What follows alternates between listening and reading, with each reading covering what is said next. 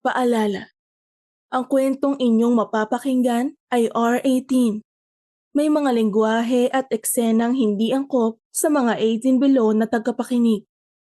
LIB Bear presents Possessive, Series Book 1, Tyron Zapanta, written by C.C. Copyright year 2019 by Life is Beautiful Printing Corporation. Distributed by Precious Pages. Narrated by Maha Sanchez and John Vincent Hawson. Chapter 8. The next morning, Tyron fell asleep after that hot, steamy sex with Raine. Nagising siyang wala ang dalaga sa tabi niya. Mabilis siyang bumangon at sinuri ang bed cover sa isiping isang panaginip lang ang lahat. When he saw the red bloodstain on the sheet, a satisfied smile crept onto his lips. Good. Nagbihis siya at hinanap si Raine. Nakita niya ito na nasa sala at kausap ang dalawa niyang kaibigan, sina Calix at Lander. He couldn't help but to eavesdrop on their conversation. Where do you live in Canada? Tanong ni Lander, na numero 1 ring chismoso. My mom lives in Canada. I do too. Well, sort of. Sagot ni Raine. Lagi ako nasa ibang bansa dahil sa trabaho ko bilang isang journalist. Example. I have to write an article about fine restaurant for dates and all that romantic stuff. I'll choose any country with restaurants that have stunning romantic ambience. And then the company will pay the expenses of my travel. Wow! Calix breathed out, amazed. What a great job you have! Yeah! Sang-ayon ni Lander. Every week ba yung pagsusulat mo ng article? Oo. Pero may sinusulat naman akong article na hindi na kailangan pang pumunta sa ibang bansa. Masyado lang demanding yung boss ko kaya ipinapadala niya ako sa ibang bansa para may laman daw ang bawat article na sinusulat ko. Lander frowned when she mentioned her boss. Ikaw lang ba ang pinapadala ng boss mo sa ibang bansa o lahat ng journalist sa kumpanya niyo? Ako lang. Sagot ni Raine. Ako kasi yung nagsusulat para sa special page ng magazine namin. Kaya kailangan talaga may laman ng mga sinusulat ko. Calix was about to open his mouth to talk when their eyes met. Amusement danced on his eyes as he smiled cunningly at him. May gusto ba sa'yo yung boss mo? Calix asked Raine straight to the face. Napaubo ang dalaga sa tanong ni Calix. He wanted to strangle Calix with his bare hands for asking that question. Kailangan ba nitong itanong yun?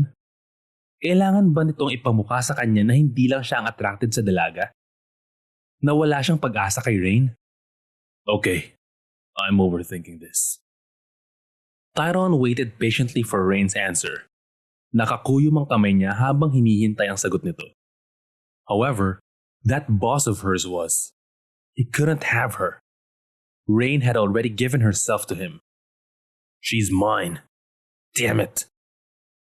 And then the woman who made him irrational these past few days answered. My boss? He gave me flowers and hinted as much. But I don't want to assume. He's a good guy. Mabait naman siya sa akin. At kahit kailan, hindi naman niya ako binastos tulad ng ibang boss. Calix smirked at his direction. Talaga? Nagbibigay sa'yo ng flowers ang boss mo? Baka may gusto nga talaga sa'yo yun. His mood darkened even more. Gusto niyang pilipitin sa leeg si Calix ng mga oras na yun. Pero pinigilan niya ang sarili. He was eavesdropping for crying out loud.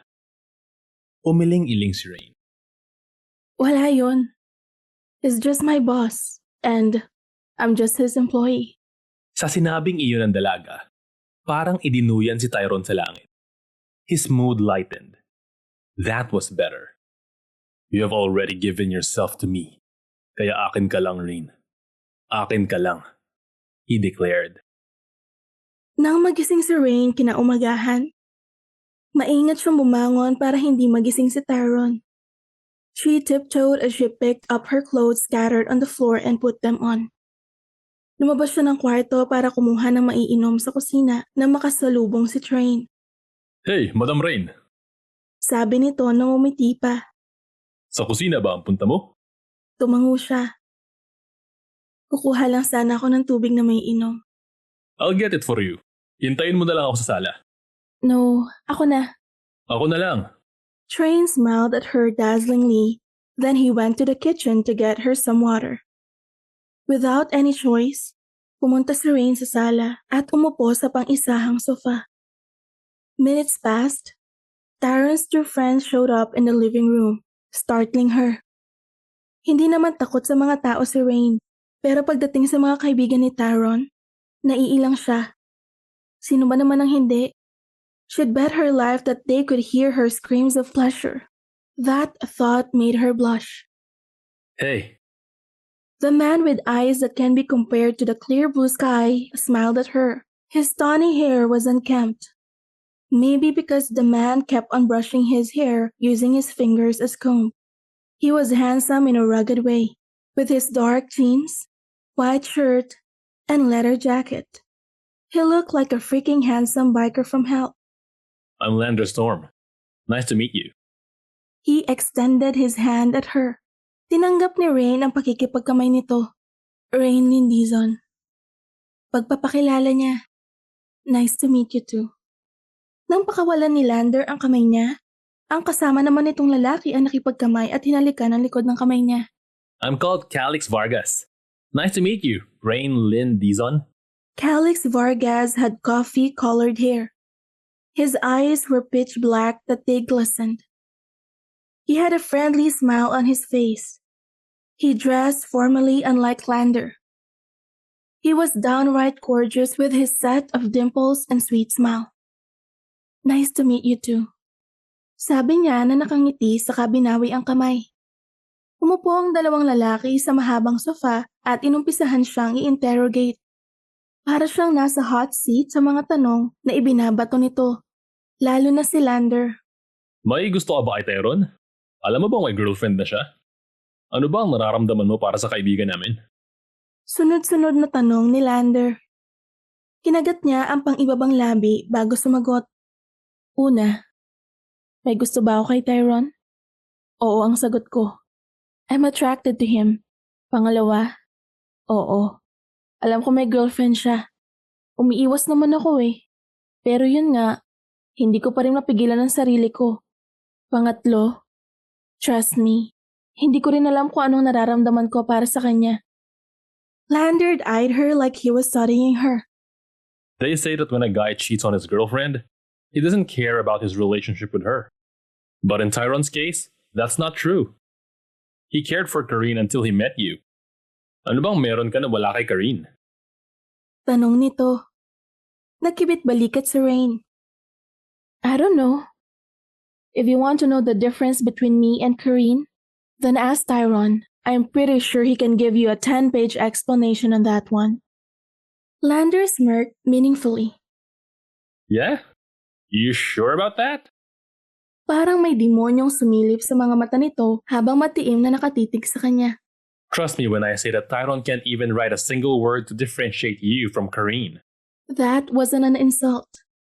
She hoped not, but she still felt insulted. Irritation flickered on her eyes as she narrowed her eyes on the blue-eyed gorgeous devil who happened to be Tyron's friend. It wasn't an insult. Sabi ni Lander na parang nabasa ang ekspresyon sa mukha niya. Calix cleared his throat, then he asked. What do you do for a living? He asked, changing the topic. Nang ibaling ni Raine ang atensyon kay Calix, may ngiti sa mga labi niya. I'm a journalist. Sabi ni Tyron, taga-Canada ka raw? Tanong ni Lander. My mom lives in Canada. I do too. Well, sort of. Napagdesisyonan niyang sagutin ang tanong nito kahit pa nga naiirita siya rito. Lagi ako nasa ibang bansa dahil sa trabaho ko bilang isang journalist. Example. I have to write an article about fine restaurant for dates and all that romantic stuff. I'll choose any country with restaurants that have stunning romantic ambience. And then the company will pay the expenses of my travel. Wow! Calix breathed out, amazement on his voice. What a great job you have! Sang-ayon si Lander. Yeah. Every week ba ang pagsusulat mo ng article? Oo. Pero may sinusulat naman akong article na hindi na kailangan pang pumunta sa ibang bansa. She smiled timidly. Masyado lang demanding yung boss ko kaya ipinapadala niya ako sa ibang bansa para may laman daw ang bawat article na sinusulat ko. Lander frowned and his eyes glistened in curiosity when she mentioned her boss. Ikaw lang ba ang ipinapadala ng boss mo sa ibang bansa o lahat ng journalist sa kumpanya nyo? Ako lang. Sagot niya. Parang alam na niya ang patutunguhan ng tanong nito. Ako kasi yung nagsusulat para sa special page ng magazine namin. Kaya kailangan talaga may laman ng mga sinusulat ko. May gusto ba sa'yo yung boss mo? Calix asked. Boom! I knew it. But she was still stunned at the question. Napaubo pa nga siya sa pagkabigla sa tanong ni Calix. My boss?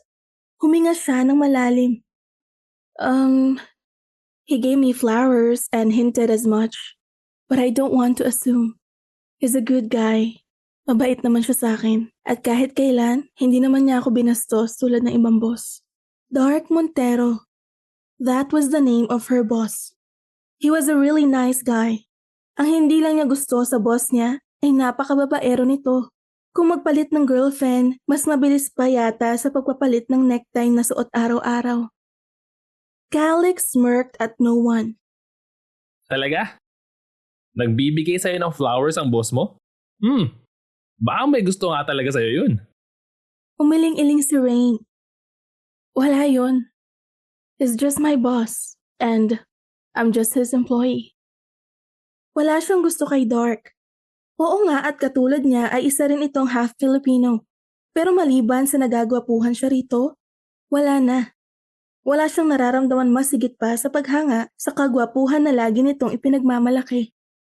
Maya-maya, dumating si Train na may dalang isang basong tubig at ibinigay yon sa kanya. Tatanggapin na sana niya ang baso ng may nauna sa kanya. It was Tyron. He took the glass of water from Train's hand and then he drank it up to the last drop. Inilapag ni Tyron ang baso na wala ng laman sa ibabaw ng round table at hinawakan siya sa kamay. Hinila naman siya nito papunta sa kwarto nito. Raine had enough of him pulling her to anywhere he wanted to go. So with all the strength she possessed, tumigil siya at inalis ng kamay nito. You can't treat me like this, Tyron! Sabi niya nang humarap ang binata sa kanya. Nagtatanong ang mga mata nito. I'm talking to someone, for God's sake! That was rude of you! Hindi ako basta-basta magpapahila sa'yo. Tyron's eyes darkened in defiance. Yeah? So, anong gusto mo? Ipakita ko sa kanila kung anong gagawin ko sa'yo sa loob ng kwarto ko. Would you prefer that, Raine? He started to advance at her, and she started to back away from him. She could feel the eyes of his friends on them. Nang tumama ang likod niya sa dingding, mahina siyang napamura. And when Tyron's face was only a breath away, she gulped in nervousness. Don't you dare! Tyron! Abot-abot ang kaba na sabi niya sa binata na may malademonyong ngisi sa muka. Give me a reason why I wouldn't dare, Raine. His voice was dangerously low. Give me one fucking reason why I shouldn't kiss you in front of my friends. Because you have a girlfriend? She said, but Tyron just smirked acidly at her. Not good enough. With that, he crashed his lips on hers. Nanlaban si Raine sa halik nito. Sinubukan niyang itulak ang binata pero hindi man lang ito kumilos. The devil didn't even budge. When Tyron broke the kiss, he looked at his friends. Lander had a smile on his lips that said, Calix was smiling at both of them, and Train was shaking his head but his lips formed into a smile. This girl is mine. Raine Lynn Dizon is mine, and no one should give her a glass of water but me. He narrowed his eyes on Train. Okay. Noted, Zapanta. Train answered, smiling in amusement. Good. Tyron said and then grabbed her wrist and pulled her towards his room. Nang makapasok sila sa kwarto ni Tyron, madilim ang mukha nito. Parang handa itong manakit ng tao. Ano bang problema mo?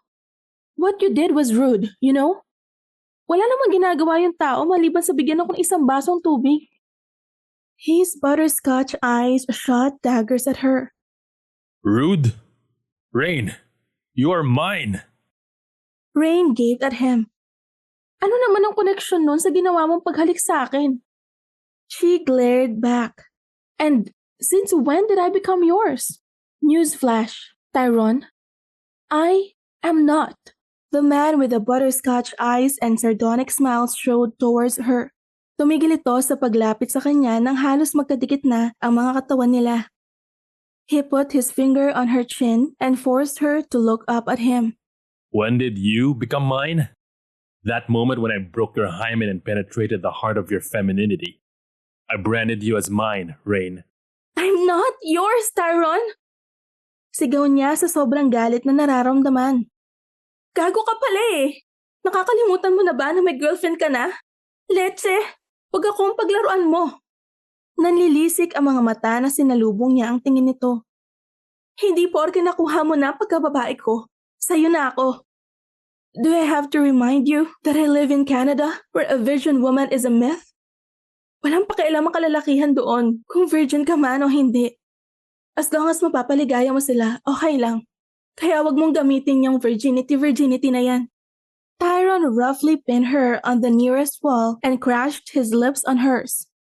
The kiss was rough and dispassionate, but she couldn't help herself but succumbed to his sinful kiss. I'm not yours, she whispered when he broke the kiss. I'm not yours, Tyron.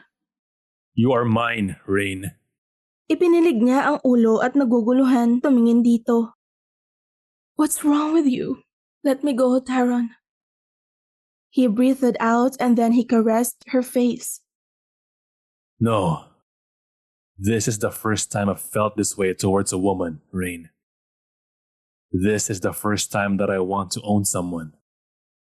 So damn me to the depths of hell. Stab me with the devil's fork and fry me in inferno. You can do all those things to me, but you can't stop me from claiming and branding you as mine.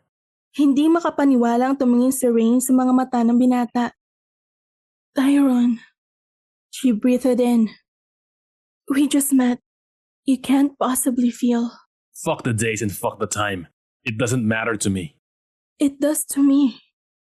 Walang buhay siyang napatawa. Nababaliw ka na. Alam mo ba yon? Oo, nababaliw na ako. Sabi nito at hinalikan siya sa mga labi. Nababaliw na ako sa'yo.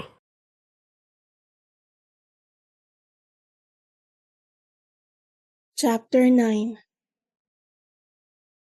Christmas came to pass without even a single greeting from her dear mother. Parang hinayaan lang talaga siya nito kay Tyron. It was now already December 27 and the rain had also passed. Tyron promised her to bring her to Pangasinan tomorrow morning.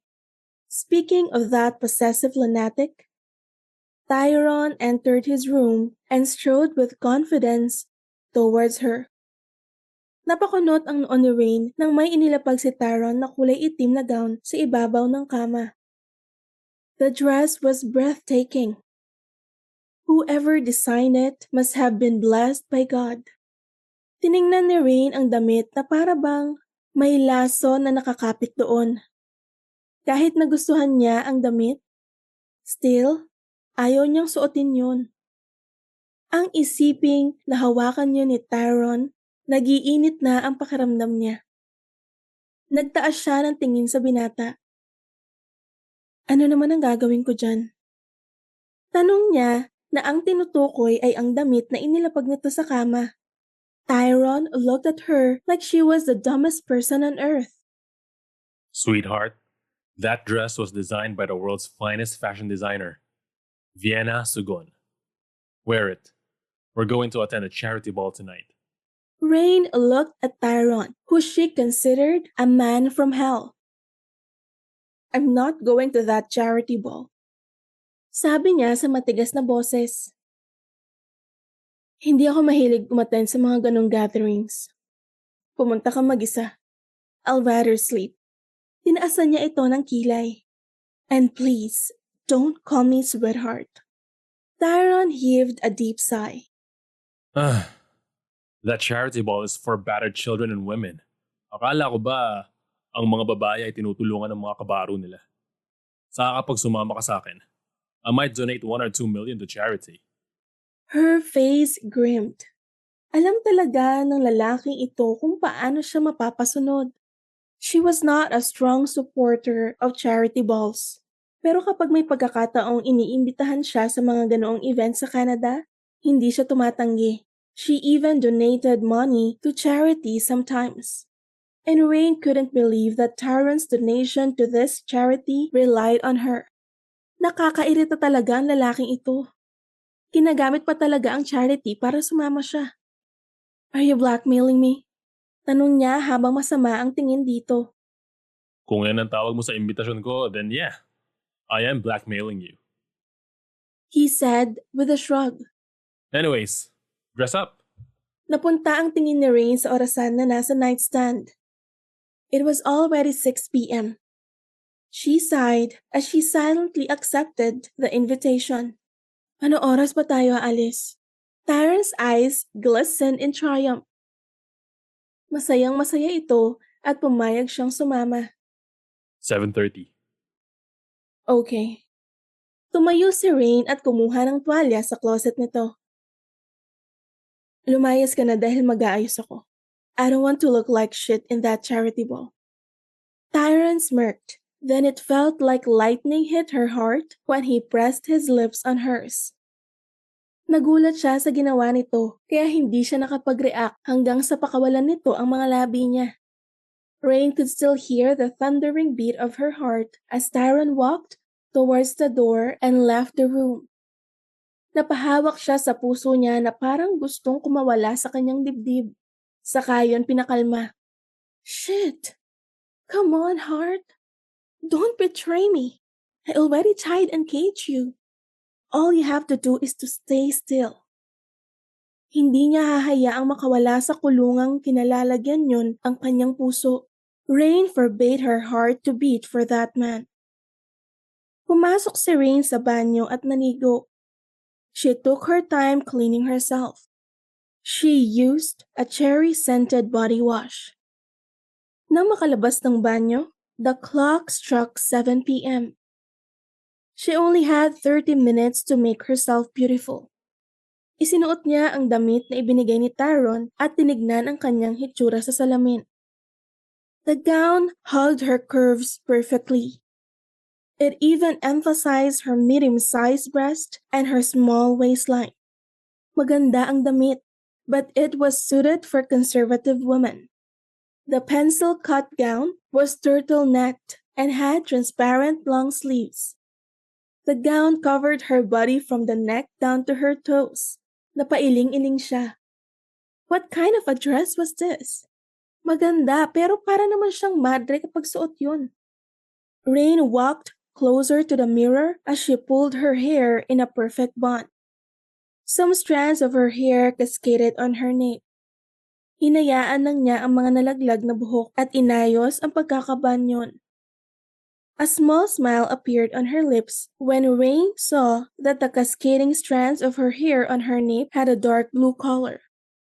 Kinuha niya ang hair cuticle na binili sa Italy na may glitters at nilagyan yon ang mga nalaglag na buhok.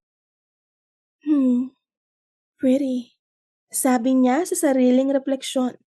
Pagkatapos ay lumabas na sa kwarto. Na makalabas si Raine sa kwarto, naalala niyang wala na palang mga kaibigan ni Tyron.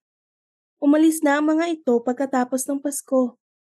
Napansin siguro ng mga ito na masama ang mood ni Tyron kaya naman nagpaalam na at sinabing susunod na lang sa Pangasinan bago mag-New Year. Nandoon din kaya ang mga ito sa charity ball? She hoped that Raine was there para makahingi siya ng sorry sa ginawa ni Tyron ng nagdaang araw. Nang makalabas si Raine ng kwarto, agad niyang hinanap ang binata. Nakita niya ito sa sala. He looked strikingly gorgeous in his dark gray tuxedo. Parang narinig ni Tyron ang yabag ng mga paa niya dahil tumingin ito sa direksyon niya. Her heart beat as loud as thunder on a stormy sky when she saw how handsome Tyron was in his tuxedo. Parang magnet na hindi mapigilan ni Raine ang sarili na lumapit sa binata. Tumigil lang siya sa paglapit ng ilang dangkal na lang ang layo ng mga katawan nila. She could feel his body heat like the blazing sun in summer. You look beautiful. Puno ng paghanga ang mga mata nito habang nakatingin sa kanya. Raine blushed at his compliment. Thank you.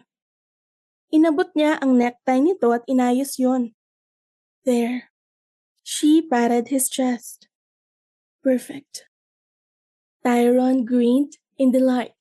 Do you find me handsome, Raine? Raine nodded. No need to lie. Napakagwapo naman talaga nito sa suot na tuxedo. His hair was neatly brushed and his butterscotch eyes glistened in satisfaction as he raked a hot stare over her body.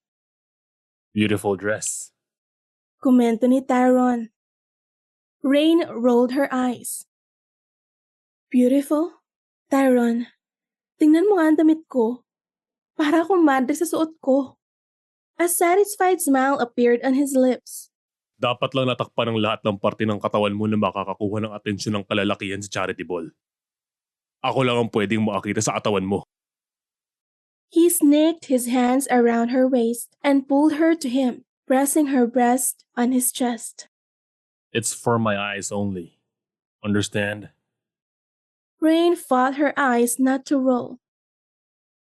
Tyron, ilang ulit ko bang dapat sabihin sa'yo na hindi mo ako pag-aari? His eyes darkened. You're mine. Period. Itinirik niya ang mga mata. Ang kulit talaga ni Tyron. Kahit ilang ulit niyang sabihin na hindi siya nito pag-aari, ipinipilit pa rin ito. It was so frustrating as hell. Para itong nang-iinsulto. Hindi ba naisip ni Tyron na hindi siya nito magiging pag-aari? Gayong may girlfriend na ito? He kept on saying that she was his. Naiirita siya kasi hindi naman totoo yon. Come on, let's go. Pinagsiklop nito ang kamay nila at inalalayan siya palabas ng kondo. When they reached the parking lot of the condominium, Raine's eyes widened when Tyron guided her towards the black limousine. Good evening, Sir Tyron. Bati ng lalaking naka-driver's uniform kay Tyron na makalapit sila sa limousine. Good evening din ho, Mang Besting. Bati ni Tyron na may ngiti sa mga labi. Siya nga pala, Mang Besting. Iniharap siya nito sa driver. Si Raine po, girlfriend ko. Raine, si Mang Besting, family driver namin. Pagpapakilala nito, Magandang gabi din ho, ma'am. sabi ni Mang Besting na bahagyang yumuko. Pasensya na, Mang Besting. May pagkamahayain talaga itong girlfriend ko. Sabi ni Tyron na hindi siya magsalita. Hindi pa rin nakakabawi sa pagkabigla si Raine dahil sa pagpapakilala sa kanya ni Tyron bilang girlfriend nito nang buksan nito ang pinto ng sasakyan para sa kanya. Hop in, sweetheart. Sabi ni Tyron na may nakakalusaw na ngiti sa mga labi. Raine grimly looked at Tyron. Bakit mo ba ako pinakilalang girlfriend mo? Nababaliw ka na ba? If your girlfriend find out about this? Shut it. Tyron cut her off with a glare. Sumakay ka na. Puno ng otoridad ang boses nito. Napakurap-kurap si Raine bago sumakay sa limousine. Nakakainis talaga ang lalaking ito. Pisit! Puno ng paghanga ang mga mata niya na makapasok na sa loob ng sasakyan. Nakikita lang niya ang mga ganoong sasakyan na pakalat-kalat sa Canada, but she never had the privilege to ride one. Her boss owned a Lamborghini, and she was given the privilege to drive it when she wrote an article about luxurious cars. The inside of the Lamborghini was breathtaking. Same as this limousine. You owned a limousine? Hindi makapaniwalang tanong niya kay Tyron na makapasok ito sa loob ng sasakyan. Nah, pag-aari ito ni Daddy. He bought it for his and Mom's silver wedding anniversary. He nonchalantly answered like he didn't care that the car cost millions of pesos. After that, hindi na nila ginamit. So I take it from Dad's garage and use it from time to time. Raine gaped at the inside of the expensive car. Alam niyang mayaman ang pamilya Zapanta, pero hindi niya alam na ganun pala kayaman. Nagulat siya nang may lumapat na mainit na mga labi sa likod ng tenga niya. She gasped at the electric shock that went through her system at the touch of his lips. Ang malaking pagkakamali niya, bumaling siya sa direksyon ni Tyron. She gasped when their lips met. Bago siya makapag-react, pinakawalan na nito ang mga labi niya. A giggle escaped from her lips when she saw a lipstick stain on his lips. Natatawang pinahid niya yon at naiiling na itinirik ang mga mata. You should stop kissing me when I'm wearing a lipstick. That lipstick of yours cannot stop me from ravishing your lips. He said. His eyes were darkening with lust. Inirapan ni Raine ang binata para itago ang pamumula ng mga pisngi. Tigilan mo nga ako, Tyron. What? Tyron inquired innocently. Hindi ko makalimutan ang mga labi mo kahit pa iumpog mo ang ulo ko sa semento. Those lips of yours are mine. Mine. For a man who already had a girlfriend, Tyron was possessive of her in a way that she could not understand. Humalukip-kip si Raine at tumingin sa labas ng bintana. The limousine was now moving in a slow pace. Natahimik ang buong sasakyan. Tyron's head was resting on her shoulder and she was looking outside the window. Maya-maya, napapikit siya nang maramdaman ang kamay ni Tyron sa mayayaman niyang dibdib. She was holding her breath as he massaged them lightly. Ginawa niya ang lahat para hindi mapaungol sa ginagawa nito. Napaawang na ang mga labi ni Raine nang maramdaman ang isang kamay ni Tyron na pumasok sa suot niyang gown. Gumagapang ang kamay nito papunta sa gitnang parte ng mga hita niya. When his fingers touched the fabric that was covering her womanhood, she could not help but to moan at the sensation. Stop it, Tyron. Nagpakawala siya ng malalim na buntong hininga. May itatanong ako. Pagdadahilan niya para tumigil ito sa ginagawa. Tumigil si Tyron sa ginagawa at lumuhod sa harap niya. Tyron, anong ginagawa mo? Nagtatakang tanong niya. I want to taste you, so be still. He said, then swiftly took off her panties. Raine gasped in horror when she heard a ripping sound.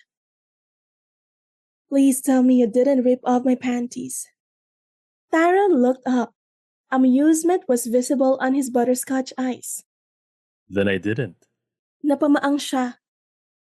Tyron! Naiinis na tinampal niya ito sa braso. Wala akong dalang extra panties. Ano ngayon ang gagawin ko? Stay still and let me taste you. Sagot nito na walang pakialam kung wala siyang panties na susuotin. Tyron! The maniac with butterscotch eyes didn't heed her. Nililis nito pataas ang suot niyang gown at ibinuka ang mga hita niya. Raine looked at the driver's seat in a panic. Nakahinga siya ng maluwag nang makitang nakasara ang maliit na bintana na nagsisilbing siwang para makita na driver ang nangyayari sa loob ng sasakyan. Thank God. Bigla siyang napasabunot sa buhok ni Tyron nang bahagya nitong dinilaan ang hiyas niya. Raine tried not to moan loudly. Pero nahihirapan siya, lalo na at walang tigil ang pagdila ng binata sa pagkababae niya. The insolent maniac man kept on lapping her mount. He didn't stop until she was pulling his hair, and she came. Hard. Tyron licked the juices off her mount and looked up at her. Sorry. I couldn't help it. I wanted to taste you ever since I saw you wearing that conservative gown. Raine closed her parted legs at inayos ang gown na suot. Pagkatapos ay namumula ang mga pisngi na sinalubong ang tingin ng binata. You can't just do that every time na inatake ka ng kamanyakan mo. Ngumisi si Tyron. Of course I can. You are mine, remember? Saka alam ko naman na gustong-gusto mo kapag minamanya kita. Inirapan niya ito. Tigilan mo nga ako. Wala siyang ibang masabi kundi yon. Tama naman kasi. Gustong-gusto niya kapag minamanyak siya nito. Biglang sumeryoso ang mukha ni Tyron. I can't. Bumalik ito sa pagkakaupo sa tabi niya at sumandal. Trust me, Raine. If I can stop my body from wanting you, I would have. But ever since I met you, all the rational thoughts in my mind flew away. I don't know why I feel this way towards you. You're turning me into a fool whose thoughts are filled with you and only you. Tiningnan niya ang binata na nakapikit na ang mga mata. Wala akong ginagawa sa'yo, Tyron. His butterscotch eyes opened. There was warmth in the depths of his eyes. Wala kang ginagawa and that's the most frustrating part, Raine. Wala ka pang ginagawa, nababaliw na ako sa'yo. Ano pa kaya kapag may gawin ka na? Baka tuluyan na ako mabaliw. Huminga si Raine ng malalim para pakalmahin ang puso niya. I promise. Wala akong gagawin. Tyron chuckled deeply and then he met her eyes. I'm waiting, Raine. I'm waiting for you to do something.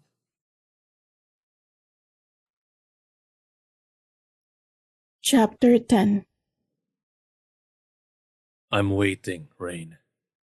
I'm waiting for you to do something. Paulit-ulit yung pumapasok sa isip ni Raine. Wala nang makarating sila sa charity ball na ginanap sa isang private cruise na pag-aari ni Kali Sudalga. According kay Tyron, isang mayamang negosyante si Kali Sudalga. Nakasentro ang negosyo nito sa pagmamanufacture ng mga yachts and cruise ships at ipinagbibili yun sa iba't ibang bansa. As the charity ball started, the cruise ship started sailing too. Okay ka lang ba, Raine? May pag-aalalang tanong ni Tyron na halos hindi umalis sa tabi niya wala nang dumating sila. You look bothered. I'm fine. Mabilis niyang sagot, saka uminom ng wine sa kopita para itago ang tunay na nararamdaman. Are you sure? Pangungulit nito. Yes, I am. Lihim na nagpasalamat si Raine nang may lumapit kay Tyron na lalaki na halos kasing edad lang nito at kinausap ang binata tungkol sa business. Mabilis siyang tumayo at tinakasan ng mga ito. She wandered on the cruise ship alone. Kailangan niya makapag-isip. She could still remember the loud thump of her heart when Tyron said those words. I'm waiting, Raine. I'm waiting for you to do something. Hindi yon mawala sa isip niya. It bothered her heart and mind. Hindi niya alam kung naglalaro lang ito o seryoso ba. Raine was not sure how to respond because she didn't know if he was serious or not. Up until this very moment, Tyron was still in a relationship with his girlfriend. At kahit baliktarin man ang mundo, lumalabas na isa siyang panira sa relasyon ng dalawa. Raine sighed and then leaned on the cruise ship railing. Hindi niya alam kung ilang minuto siyang nakatingin sa karagatan nang may tumabi sa kanya at ginaya ang ginagawa niya. Nakakunot ang noo na tinignan niya ito. What are you doing? Nauna ako rito. Doon ka sa kabilang railing. The man beside her just smiled and kept quiet. Tinitigan ni Raine ang lalaki mula sa gilid ng kanyang mga mata. The man had eyes that can be compared to the greenest forest in the world. They glimmered as he looked at the sea. Seriously? She puffed a breath. Doon ka sa kabilang railing. Nagmamoment ako dito, istorbo ka. Pagtataboy niya. The man with the magnificent green eyes faced her. Talaga bang hindi ako pwede rito? I am the owner of this cruise ship, you know?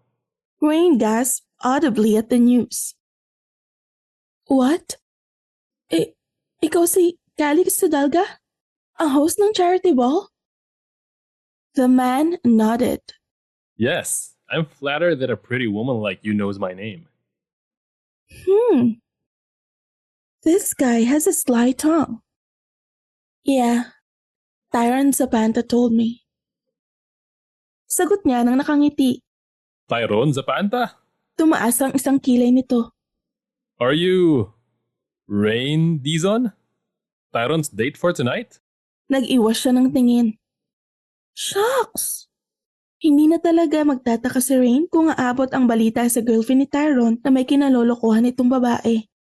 Parang lahat yata ng imbitado sa charity ball, kilala ang binata. I'm not his date. Pinilit lang niya akong pumunta dito. Sabi niya, saka tumingin sa kalangitan na puno ng bituin. Kilala ko si Tyron. Kung ayaw mo, hahayaan ka niya. Hindi siya yung tipo ng tao na namimilit. I wonder what he sees in you. Napatingin siya sa lalaki. Magkaibigan ba kayo para masabi mo yan? Bago pa makasagot ang binata, may umakap ditong isang magandang babae. The woman was strikingly beautiful with her pin straight hair, pointed nose, sexy thin lips, and almond-shaped eyes. The woman looked like a freaking model in her halter dress and killer stilettos. Hey there, dearest stepbrother. May hawak na kopita ang babae pero wala nang laman yon. Anong ginagawa mo dito sa labas? Shouldn't you be inside the cruise ship, seducing every woman who gives you a flirty smile? Napailing-iling si Callie. Saka inagaw ang kopita na hawak ng babae. Vienna, you're drunk. No, I'm not. A little bit tipsy though. The woman admitted. Mais ka nga. Irritation glimmered on Callie's eyes. Nakakahiya ka. Dagdag nito, saka tumingin sa kanya. The woman named Vienna turned around to face her. Bumaba ang tingin nito sa damit na suot niya. Happiness glistened on her almond-shaped eyes. Oh my! It's a gown that Tyron Zapanta personally ordered from me. Hinawakan nito ang baywang niya at tumangutangon na parabang natutuwa sa nakikita. Alam mo bang tinahi ko ang gown na ito sa loob lang ng isang araw? Damn girl, your boyfriend is so demanding. Siya pang nagsuggest sa dapat na disenyo ng gown na ito. Do you like it? The confusion in her eyes receded and was replaced by realization. Ikaw si Vienna Sugon? The finest fashion designer in the whole world? The woman sighed. Yan ba ang sinabi ni Tyron? Oh, he's such a sweet guy. And yes, I am Vienna. And this man? Itinuro nito si Callie. Is my very handsome stepbrother. Inilahad nito ang kamay. It's nice to finally meet Tyron's beloved girlfriend. Tumikim si Callie. She's not Tyron's girlfriend. Oh my! Vienna smiled teasingly at her. Parang hindi man lang ito nagulat sa sinabi ng stepbrother. Sly girl! I like you! Niyakap siya nito at pinisil sa kaliwang pisngi. Go and steal Tyron from that beach Karine. I haven't met her yet, but I have instantly disliked her. Vienna grimaced. I don't know why though. Natawa si Raine sa sinabi ng babae. Para itong bata ako magsalita. Halatang maarte. Her appearance screamed fashionista from head to toe. Vienna! Where the fuck are you? Nagulat sila ni Vienna dahil sa malakas at baritonong boses na tumawag sa pangalan nito. Si Callie naman ay ngumisi. Ano na naman ginawa mo kay Lander? I didn't do anything. Vienna chirped with an innocent smile on her lips as she twirled a strand of her hair around her finger. Lander? Lander Storm? Tyron's friend? Napatingin si Raine sa lalaking palapit sa kanila.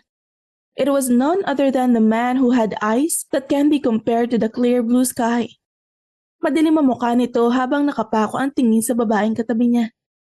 You! Galit na itinuro ni Lander si Vienna. What the fuck is your problem with me? Because of you, my date abandoned me. Run, little sis.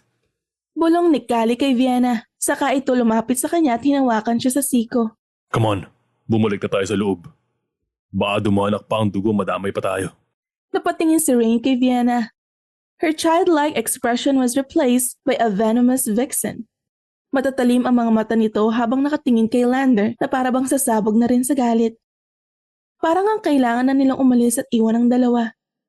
Hindi siya tumanggi ng alalayan ni Callie papasok sa hall na pinagaganapan ng charity ball. Inihatid siya ni Callie sa mesa nila ni Tyron. Speaking of which, madilim ang mukha ni Tyron at nakatiimbag ang ito habang matatalim ang mga mata na nakatingin sa kamay ni Callie na nasa siko niya. Tyron could taste blood on his mouth. Para siyang baliw sa kakahanap kay Raine. Yun pala, may kasama itong ibang lalaki. When he saw her walking with Callie Sudalga, lahat yata ng dugo ay napunta sa kanyang ulo. Nakakuyom ang kamay niya habang nakatingin sa dalawa. He wanted to strangle Callie with his bare hands. He wanted to choke that bastard to death. Sino ito para hawakan ng pag-aari niya? Who the hell was he to touch Raine? My Raine. Nang makarating ang dalawa sa kinaroroonan niya, tipid nang umiti si Callie sa kanya. Oh, how he wanted to punch that face. Matalim ang mga matang sinalubong niya ang tingin nito. Let go of her. He gritted his teeth to control the anger sipping through every part of his veins. She's fun to be with. Makahulugang umiti si Callie. Saka tumingin kay Raine. It was nice talking to you, my dear. My dear? My fucking dear? Oh, how he wanted to pay so he can legally kill Callie with his bare hands for calling his Raine my dear. Raine smiled at Callie. Every cell of his body was filled with jealousy.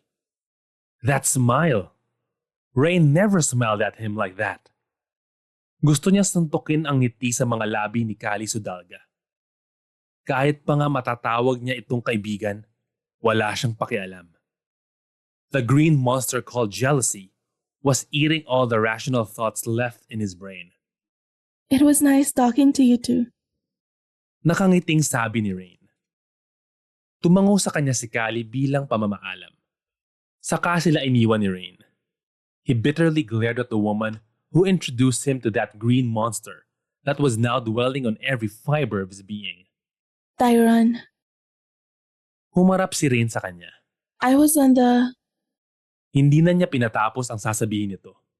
He left and went on to the men's room. He had to control his anger. He had to rein the jealousy in his fucking confused heart. What the fucking hell is happening to me? Hanggang sa matapos ang charity ball, hindi siya kinibo ni Tyron. Kahit anong deny ni Raine, nababother siya dahil hindi siya nito pinapansin. Gusto niya itong lambingin pero naiilang naman siya na yakapin ito dahil wala naman silang relasyon. Baka kung ano ang isipin ng mga taong nakakakilala kina Tyron at Karine. Nang makapasok sila sa kondo nito, naghubad ng suot na tuxedo si Tyron at pumasok sa kwarto nito. Nang silipin niya kung anong ginagawa ng lalaki, she saw him lying on the sofa, sleeping. Parang may kumurot sa puso ni Raine sa isiping ayaw siya nitong makatabi sa kama. Pero mabilis niyang ipinagsawalang bahala ang kirot na naramdaman. Raine took a half bath and then went to bed. Nakatagilid siya paharap kay Tyron. She could see that his breathing was not even. Gumalaw rin ang panga nito na parang napapatiimbagang. Was he really that mad that she talked to Callie Sudalga? Wala namang mali sa ginawa niya. Raine sighed and then closed her eyes.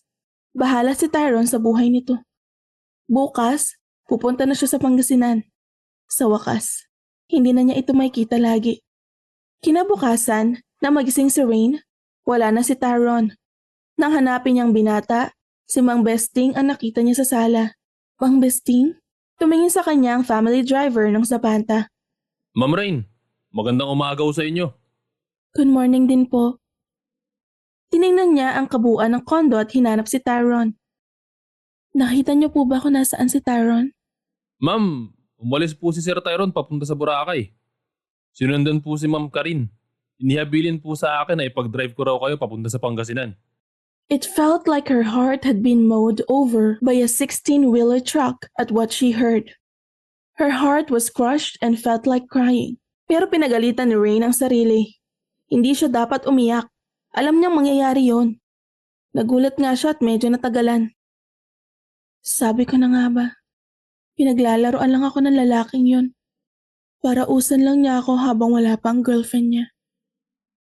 How stupid of her to think that he might actually feel something for her. Shit! His possessiveness and jealousy were all a lie.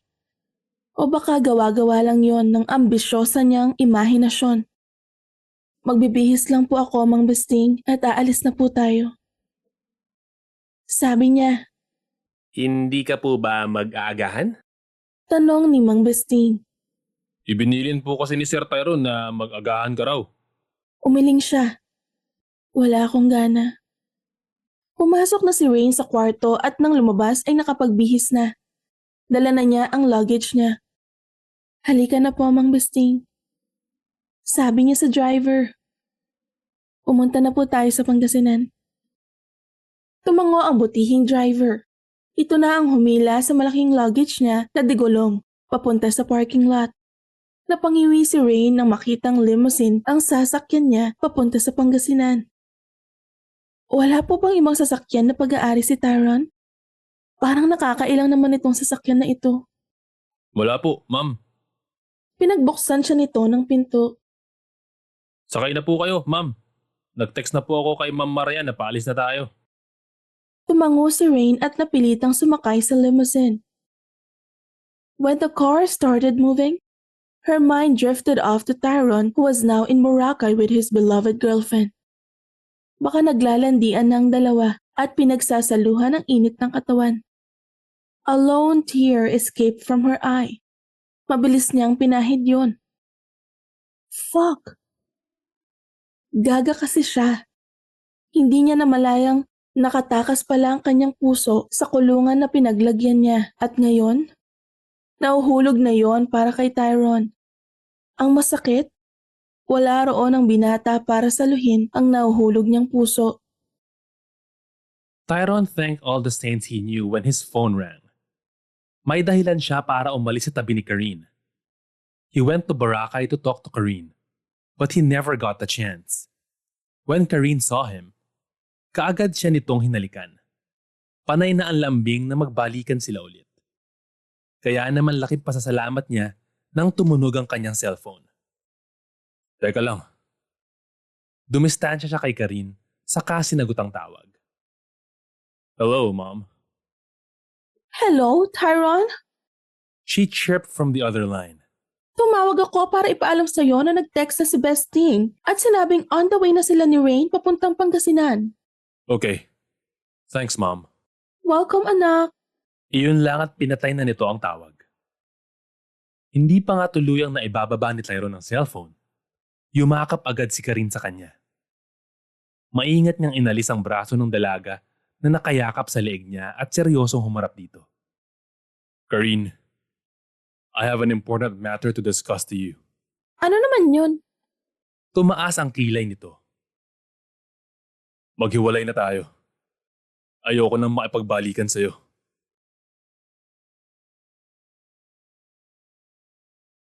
Chapter 11. Hapon na nang makarating si Raine sa Pozo Rubio, Pangasinan. Nang tumigil ang limousine sa harap ng isang malaking bahay, agad siyang lumabas ng sasakyan. It was a very tiring 4-hour drive. Pakiramdam niya na manhid ang pang-upo niya. The Zapanta house looked like a modern mansion. It had a dark glass sliding door and the house was painted with cream and chocolate. It had a terrace on each of the second and third floor. It was a sight to behold. Huminga ng malalim si Raine bago maglakad papunta sa pinto. Hindi pa siya nagdo-doorbell ay bumukas na yon, showing her very radiant-looking mother. Her mother looked so happy. Hindi niya itinuloy ang balak na panunumbat dahil sa pag-iwan nito sa kanya kay Tyron. Her mom radiated happiness, and she was delighted that finally, after 6 months since her father's death, her mother was genuinely happy. Hello, sweetie! Nakangiting bati ng mami niya at niyakap siya. She hugged her back. Hi, mommy. Kamusta ka na? I'm fine, sweetie. her mom said, then pulled away. Ikaw, kumusta ang Pasko mo? Napasimangot si Raine sa tanong nito. Mommy, what do you expect me to say? Na nag-enjoy ako? Sumama ako sa'yo kasi gusto kong makasama ka sa Pasko. Pero iniwan mo ako sa Manila, kay Tyron. She puffed an irritated breath. Her mom sighed and brushed her hair through her fingers. She genuinely looked sorry. Sorry, sweetie. Na-excite lang ako na makauwi dito sa Pangasinan. It's okay. Raine managed a smile. Nasaan pala sila, Tita Marian? Hello, sweetheart! Matinis ang boses na bati ni Tita Marian mula sa loob ng bahay. Nilawagan nito ang pagkakabukas ng sliding door. Hello, Iha! Kamusta ang Pasko mo? May nangyari bang interesante sa inyo ni Tyron noong umalis kami? Tumaas ang isang kilay ni Raine. Kasabay niyon ang pakiramdam ng nerbiyos sa buong pagkatao niya. Holy hell! May alam ba si Tita Marian sa nangyari sa kanila ni Tyron? Did that lying insolent man tell the sweet woman in front of her? Nag-aalangan siyang sumagot pero pinilit ang sarili na magsalita. Wala pong nangyari sa amin. Nauutal na sagot niya. Her mother and Tita Marian exchanged disappointed looks. Ano naman kaya ang problema ng dalawang ito? Is that so, Iha? Hinawakan siya ni Tita Marian sa kamay at hinila papasok sa loob ng kabahayan. Sweetie, nag-enjoy ka ba nakasama ang anak ko? Tanong na naman nito. Napangiwi si Raine sa sakit nang makagat niya ang dila sa tanong nito. Can I rest na po, tita? Pag-iiba na lang niya sa usapan. I'm kinda tired after that long ride. Her mom and Tita Marian exchanged glances again before Tita Marian spoke. Of course, Iha. Halika, ihahatid ka namin sa kwarto mo. With her mom and Tita Marian on each side of her, they walked towards the staircase. Nang makarating sa second floor, agad silang dumiretso sa third floor. The interior design on the third floor snatched her breath away. There was a refrigerator in the corner behind a long black marble island counter. Parallel to that was a minibar with unlimited liquor on display. In the center, there was a black leather sofa set with a square center table that had 2 big cherries on the center. And then, there were only 2 rooms. Each door of the room was parallel to each other. Inalalayan siya ni Tita Marian sa kaliwang pinto at binuksan yon. Sweetie, this will be your room. Pumasok si Raine sa kwarto habang ipinapalibot ang tingin sa kabuuan yon. The room was simple yet elegant looking. The bed was covered with a lilac comforter and the whole room was painted in creamy white. There was a closet on the right side next to the bed and its door was made up of a mirror. May malaking TV sa paanan ng kama at may couch malapit sa malaking bintana na nakaharap sa garden. Do you like your room, Iha? Tanong ni Tita Marian mula sa likuran niya. Raine smiled and faced Tita Marian. Opo, ang ganda po. Tita Marian giggled like a teenager. Yay! Salamat naman at nagustuhan mo. I've been fussing over this room for 6 months. She exclaimed. Her eyebrows quirked up. What? 6 months? Kaagad na nag-iwas ng tingin ang mami niya at si Tita Marian. Magpahinga ka na, Iha. Sabi ng mami niya at hinila palabas ng kwarto si Tita Marian. Napapantastikohan siya sa inaarte ng dalawa. They looked like guilty kittens as they exited the room. What the heck is wrong with those two? Kahina-hinala ang kinikilos nila. Oh, well. Inilapag ni Raine ang dalawang sling bag na dala at backpack sa couch. Pagkatapos ay nahiga sa kama. Habang nakatingin sa kisame, Tyron's smiling face popped into her mind, making her grimace in irritation. Wisit na lalaking yun. Ipinikit niya ang mga mata at pinilit ang sarili na makatulog. Hanggang gising siya, alam niyang hindi titigilan ng pesteng lalaking yon ang kanyang isip. Thankfully, she fell asleep after a minute. Am I possessive? That thought kept on coming back and forth in Tyron's mind as he sat on the passenger seat of Lander's hammer. Malayo ang tingin.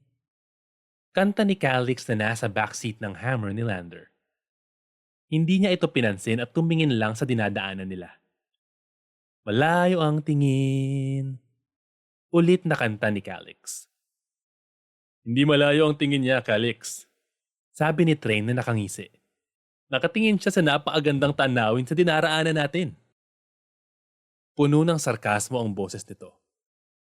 Tyron grimaced. Mga buisit. Wala namang magandang tanawin. Maliban sa damuhan at malalaking puno, wala namang interesanting tanawin sa nadadaanan nila. Silence, guys! Saway ni Lander na abala sa pagmamaneho. Baka bigla na lang tumalon yan at mamatay. I have a business meeting tomorrow in Baguio.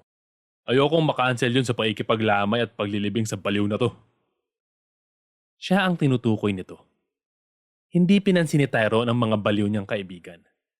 His thoughts were filled with Raine. Hindi welcome ang mga kaibigan niya sa kanyang isip. They were banned from entering his already in turmoil mind. So, Bud.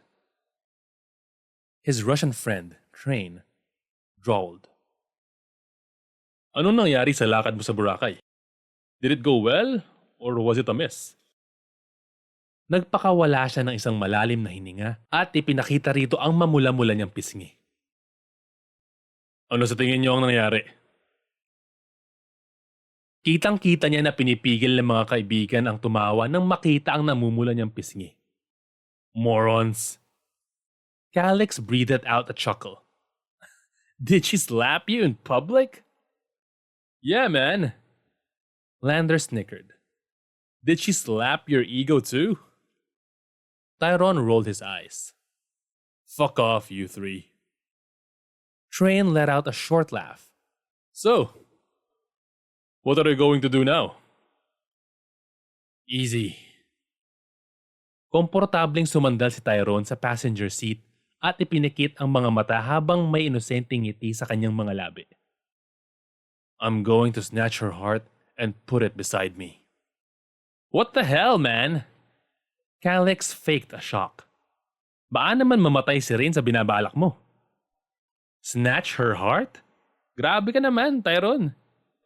Hindi ka lang pala possessive at obsessed. Murderer pa. Mabilis niyang inabot ang lalagyan ng mineral water sa dashboard ng sasakyan at binato si Calix.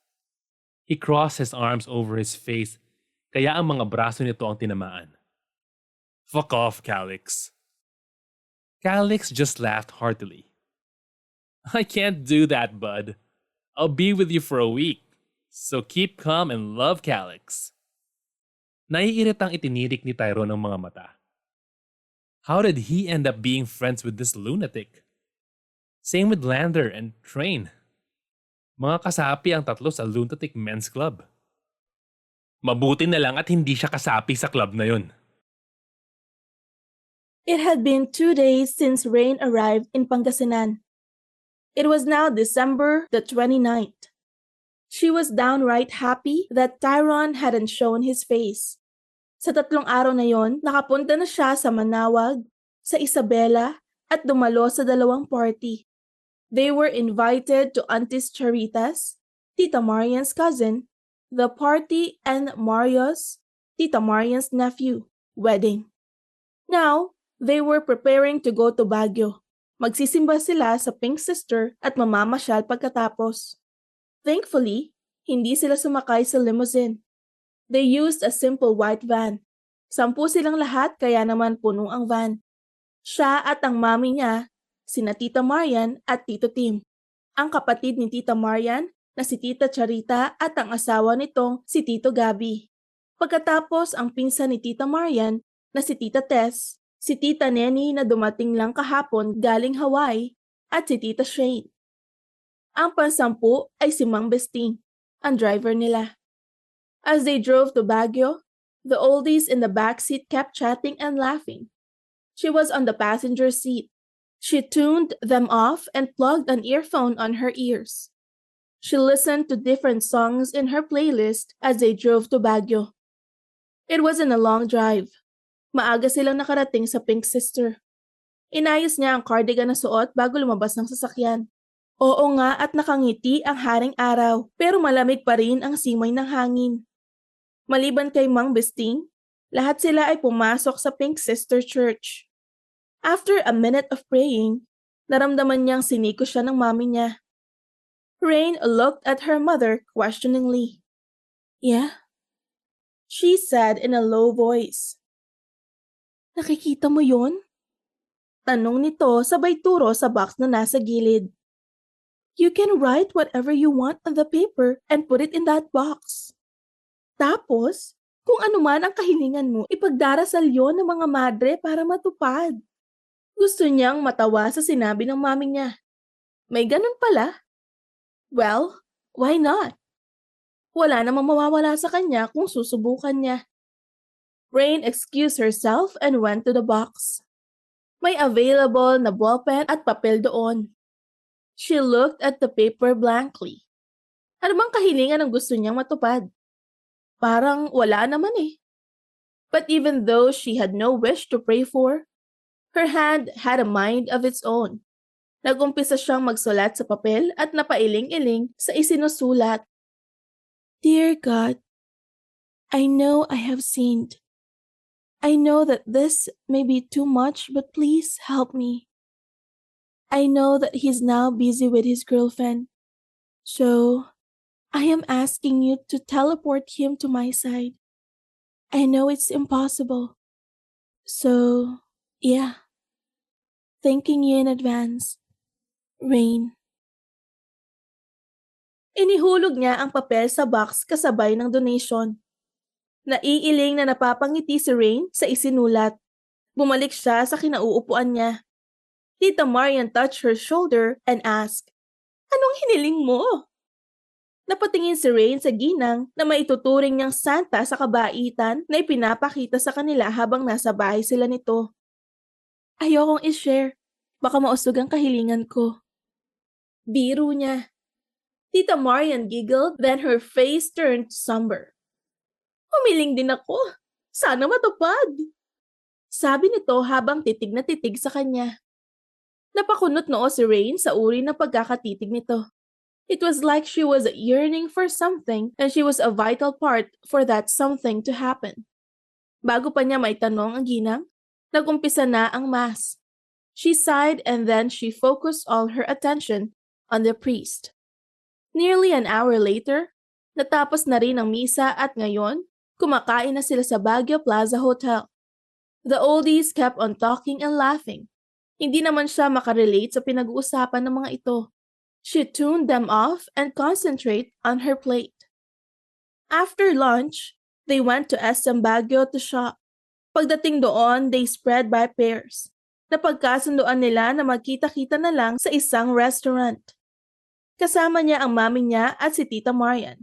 Si Tito Tim ay sumama kay Tito Gabi dahil bibili raw ng relo. Raine frowned when she felt like someone was watching her from afar like a hawk. Inilibot niya ang tingin pero wala naman siyang makita na nakatingin sa kanya. This is weird. Ipinilig ni Raine ang ulo at tumingin sa damit na nakadisplay.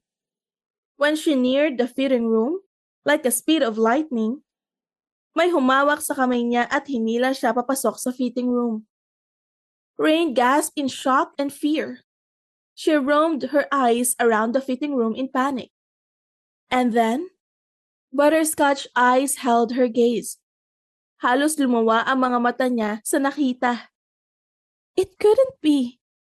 He was in Boracay. Ganun ba kadali ang pagdarasal ng mga madre sa Pink Sister? At nandito na ngayon si Tyron sa harap ko? Ngumiti si Tyron na nagpabilis ng tibok ng puso niya. Miss me, sweetheart. Raine wanted to wrap her arms around his neck and pull him closer to kiss him. But she did the opposite. She slapped him hard.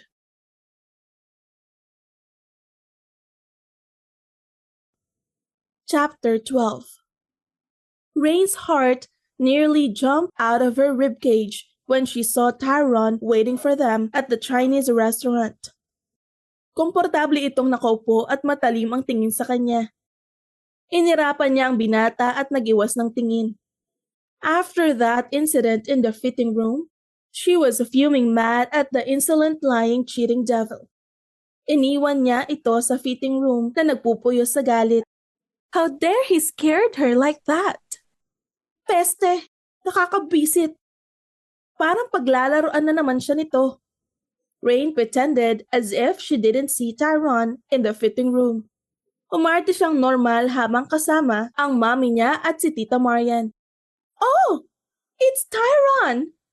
Tita Marian chirped in surprise. Akala ko hindi pa siya uuwi. Mabilis na naglakad ang ginang papunta kay Tyron at niyakap ang anak. Siya naman ay walang imik na umupo sa pinakamalayong upuan kay Tyron. She couldn't trust herself near that brute. Lagi siyang tinatry doon ng katawan at puso niya. Raine, what are you doing there? Nasa boses ng mami niya na hindi ito sang-ayon sa pinili niyang upuan. Halika dito sa tabi ko. Umiling siya. I'm okay at where I am, Mom. Oh, silly!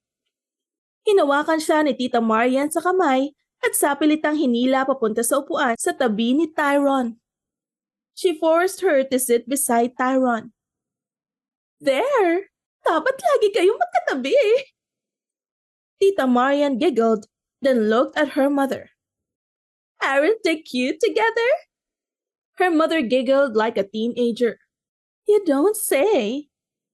Raine rolled her eyes and then looked down. Ano ba ang pinagsasabi ng mga ito? Nakakahiya! Why did you slap me? Tyron abruptly asked in a dangerous low voice.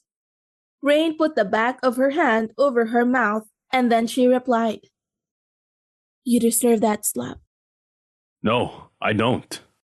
There was an edge to his voice. Pagbabayaran mo ang sampal na yun. As far as I can remember, wala akong ginagawang masama sa'yo para sampalin mo ako ng ganong kalakas. Binigyan niya ito ng matalim na tingin bago nagbaba ng tingin. Pagbabayaran? As far as I know to. Wala akong ginawang mali sa'yo. Wala? Raine could hear him gritting his teeth in anger. You fucking slapped me. Raine. She knew that Tyron was mad at her for slapping him. But the way he said her name, it sounded soft and intimate.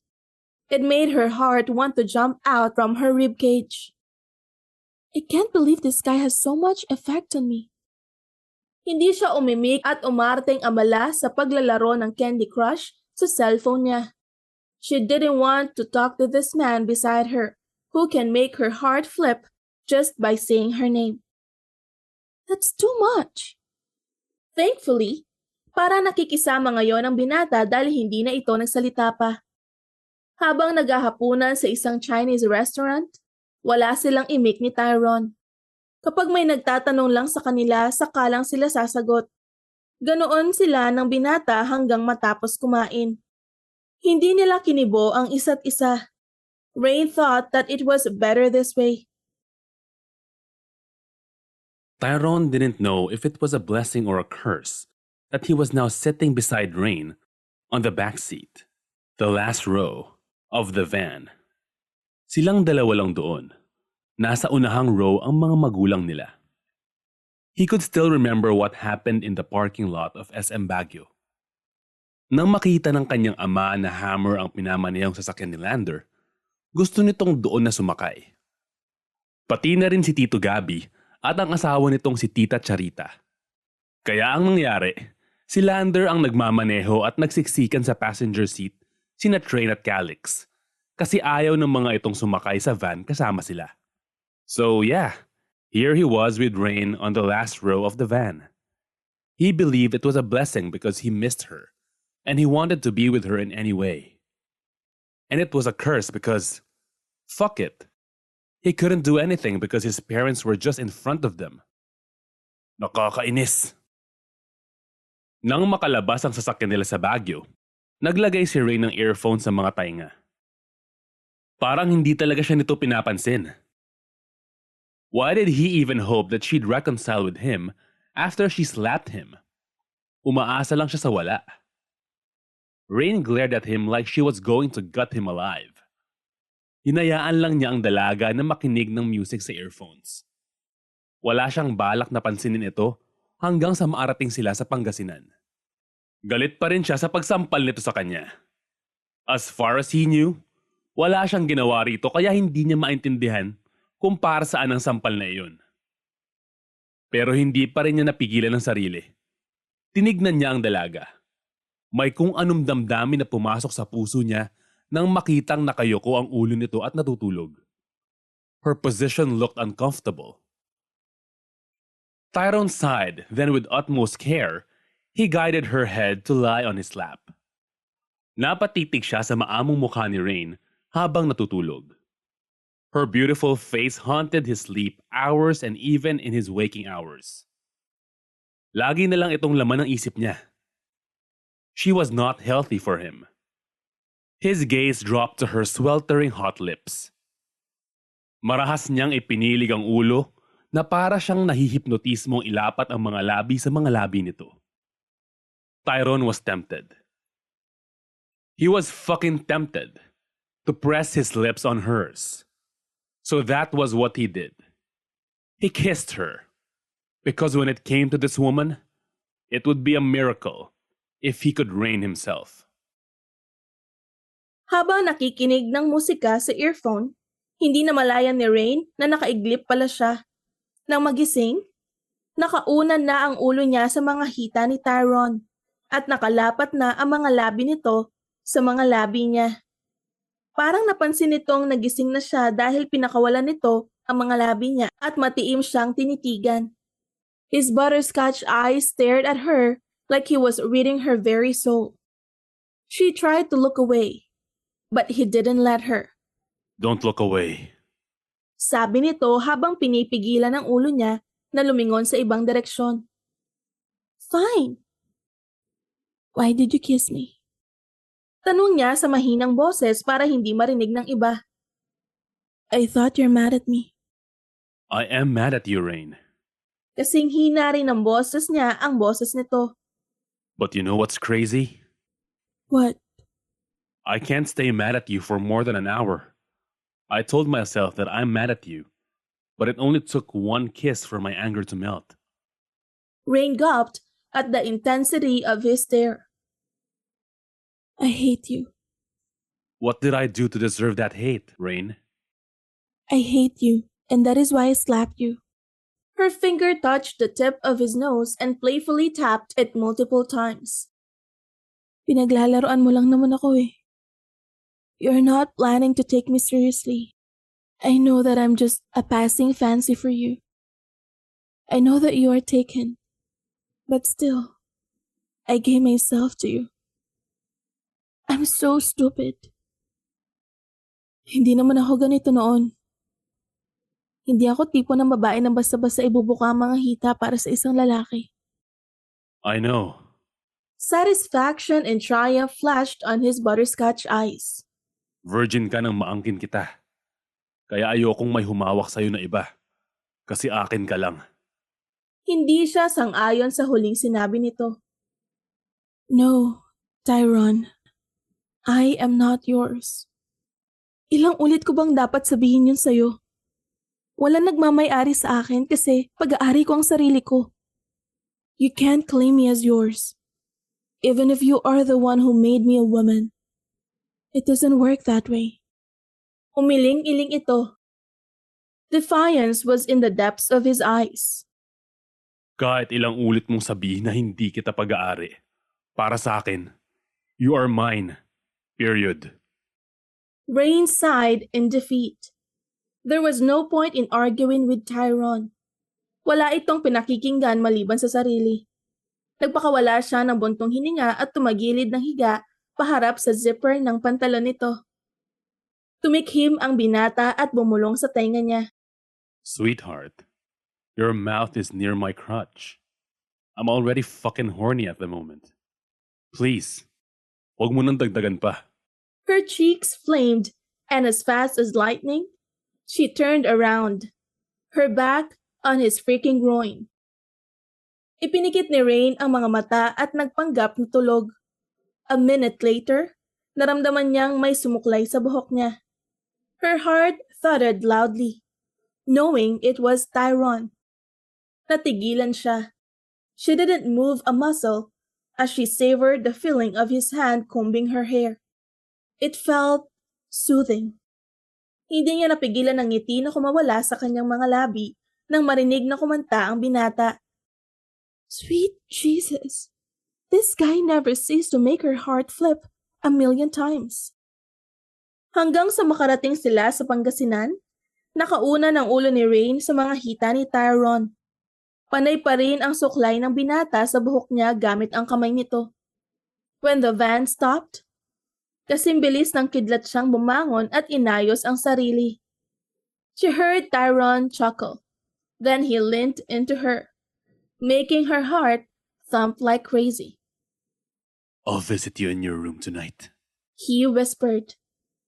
Before Raine could respond, he already exited the van and opened the garage door.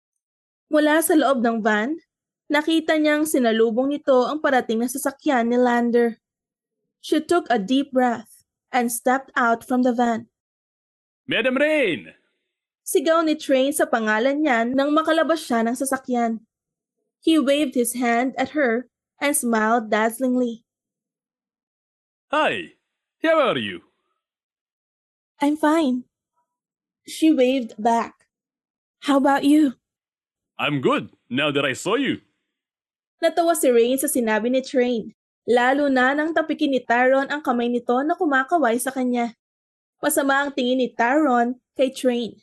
At sa kanya, itinirik na lang niya ang mga mata dahil sa ikinilos ng binata. Pagkatapos magpaalam sa mami niya at kay Tita Marian na magpapahinga na dahil napagod sa biyahe, umakyat na si Raine sa 3rd floor at pumasok sa kwarto niya.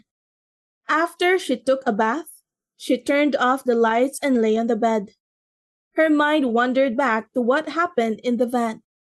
Napangiti siya nang maalala na sinuklay ni Tyron ang buhok niya at kinantahan pa siya. Well, sort of. It was just a simple hum, but that hum sent havoc on every cell in her body. Raine snapped out from her wool gathering when the door of her room parted open. She froze on the bed and waited for the intruder to speak. Bakit naman kasi pinatay niya ang ilaw? Yun tuloy, hindi niya makita kung sino ang pangahas na pumasok sa kwarto niya. The intruder sat on the bed and then the intruder's scent invaded her nostrils. Nang maamoy ang nakakahalinang pabango ni Tyron, nakahinga siya ng maluwag. Tyron? Tawag niya sa pangalan ng binata. She wanted to make sure that the intruder was the man who could make her heart beat wildly. The intruder lay on the bed beside her. Yumakap ang isang braso nito sa baywang niya. Naramdaman niya ang bibig nito malapit sa kanyang tainga. Tumatama ang hininga nito sa leeg niya at nakikiliti siya. I told you, I'm gonna visit you. Tyron's voice filled her ears. So he say. Yeah, His lips pressed against the back of her ear. I miss you, Raine.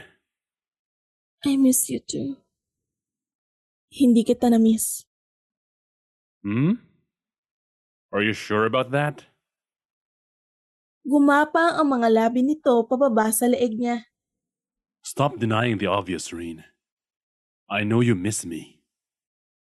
His baritone voice sounded husky and downright seductive.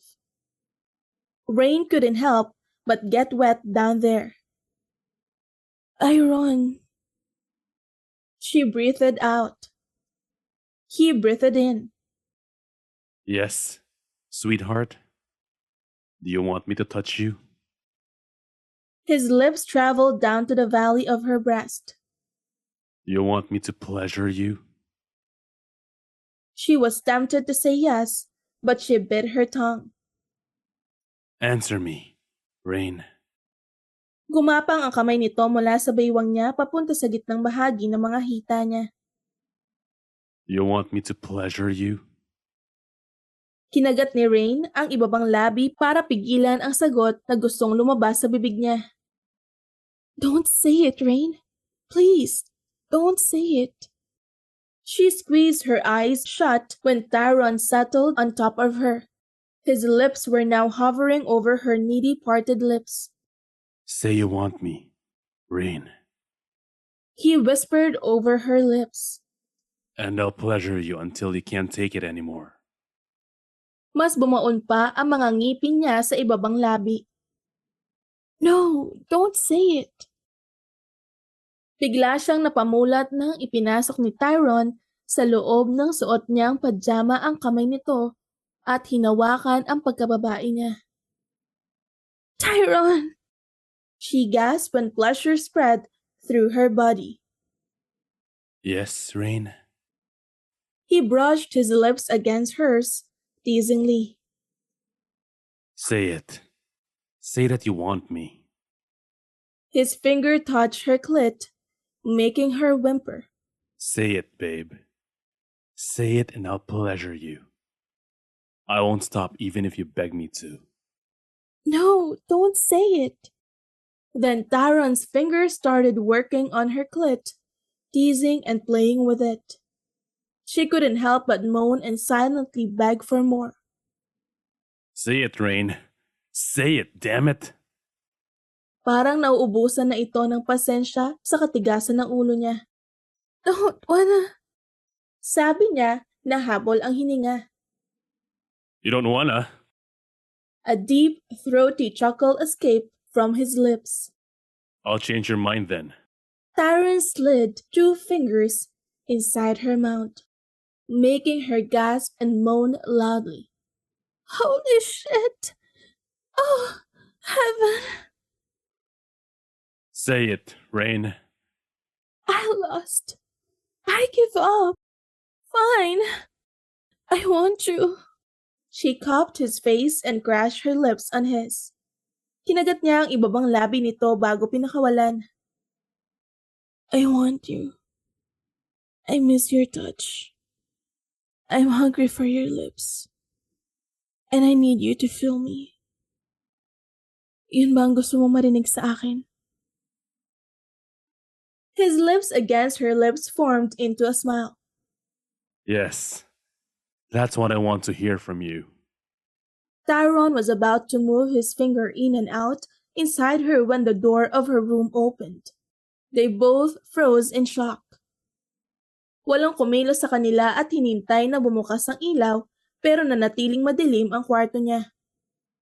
Who's that? Tanong ni Raine nang makabawi sa pagkabigla. Her heart was still thumping in fear and nervousness. Sorry, sweetheart. Sabi ni Tita Marian. Pinuntahan ko kasi si Tyron sa kwarto niya pero wala siya roon. Have you seen him? Magkaharap lang kasi ang kwarto niyo, so I'm just wondering if you saw him. No. She squeaked and lied. I didn't. Oh, okay. Sorry to bother you, sweetie. Good night. Nagpaalam si Tita Marian at lumabas na ng kwarto niya. The moment the door closed, they let go of the breath they didn't know they were holding. Whoa, that was close. Yeah, Should we continue? should we? Balik tanong niya. Yeah, we definitely should. Pagkasabi niyon, dahan-dahan itong inilabas-masok ang daliri sa pagkababae niya.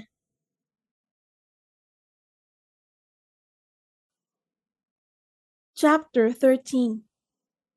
Nang magising si Raine kinabukasan, wala na si Tyron sa tabi niya. A blush crept into her cheeks when she remembered what they shared together last night.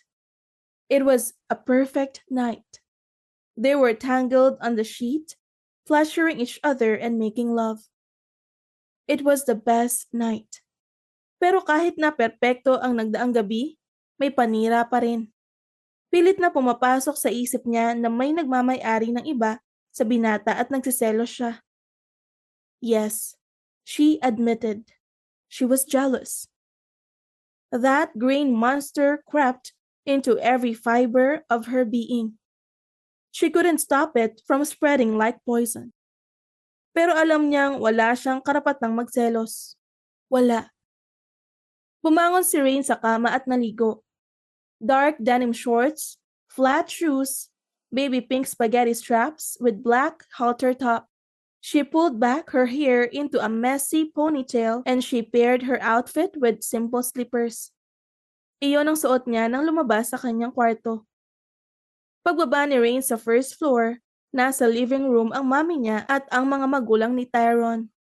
May pinag-uusapan ng mga ito. Para makaiwas, nagpunta siya sa kusina, expecting na si Manang Azon, ang kusinera, lang ang nandoon at wala ng iba. Nang pumasok sa kusina, napatigil siya sa paglalakad. Tyron was leaning on the refrigerator door and he was sipping coffee. Train was busy stirring something in the pan. Habang sina Calix at Lander naman ay pinag-aagawan ng toasted bread na nasa mesa. These men in front of her were downright gorgeous. They should be in jail for possessing such handsomeness. It should be a crime. Mga simpleng damit lang ang suot, but they rocked it like nobody's business. Ang mga ito ang kalalakihan na kahit siguro sako ang isuot, gwapo pa rin. They were also the men she wanted to avoid today. Raine took a step back and was about to walk away when she heard Tyron called her name. Raine, come over here. It wasn't a request. It was an order. Humarap siya rito. Nang magtama ang mga mata nila, ngumiti ang binata. His eyes glistened in amusement. Come here. Sabi nito. Raine took a deep breath and then forced herself to walk towards him. Kung ayaw niyang mahila na naman, kailangan niyang sumunod. And deep down inside her, ayaw niya mag-away na naman sila. She didn't know why. She wanted them to be okay. Nang makarating sa tabi nito, agad siyang inakbayan ng binata. How was your sleep? Tanong ni Tyron. The smile on his lips as he asked her the question was heart-fucking-melting. Fine. Raine answered stiffly. She felt uncomfortable under Tyron's gaze. Pakiramdam kasi niya, ipinapaalala ng kislap ng mga mata nito ang nangyari sa kanila kagabi. And it was making her blush and hot at the same time. I had a good night's sleep too. Tyron said, then grinned knowingly at her. Inirapan niya ito para itago ang pamumula ng mga pisngi. Tigilan mo nga ako sa kamanyakan mo, Tyron. Ang aga-aga eh. Reklamo niya. Biglang sumipol si Lander. Whoo! Please don't tell us you slept in her room last night. When Lander said that, he looked at her. Then I won't tell you. Nakangising sabi ni Tyron. Niyakap siya nito ng mahigpit at hinalikan sa mga labi. You look ravishing today. He said with adoration in his eyes when he pulled away from the kiss. Bakit parang lalo kang gumaganda sa bawat araw na lumilipas? Someone made a vomiting sound. Nang tignan niya kung sino yon, it was Calix. Bleh! Bud, you're gross. Sigaw ni Calix na parang nandidiri. Pure and downright disgusting, man.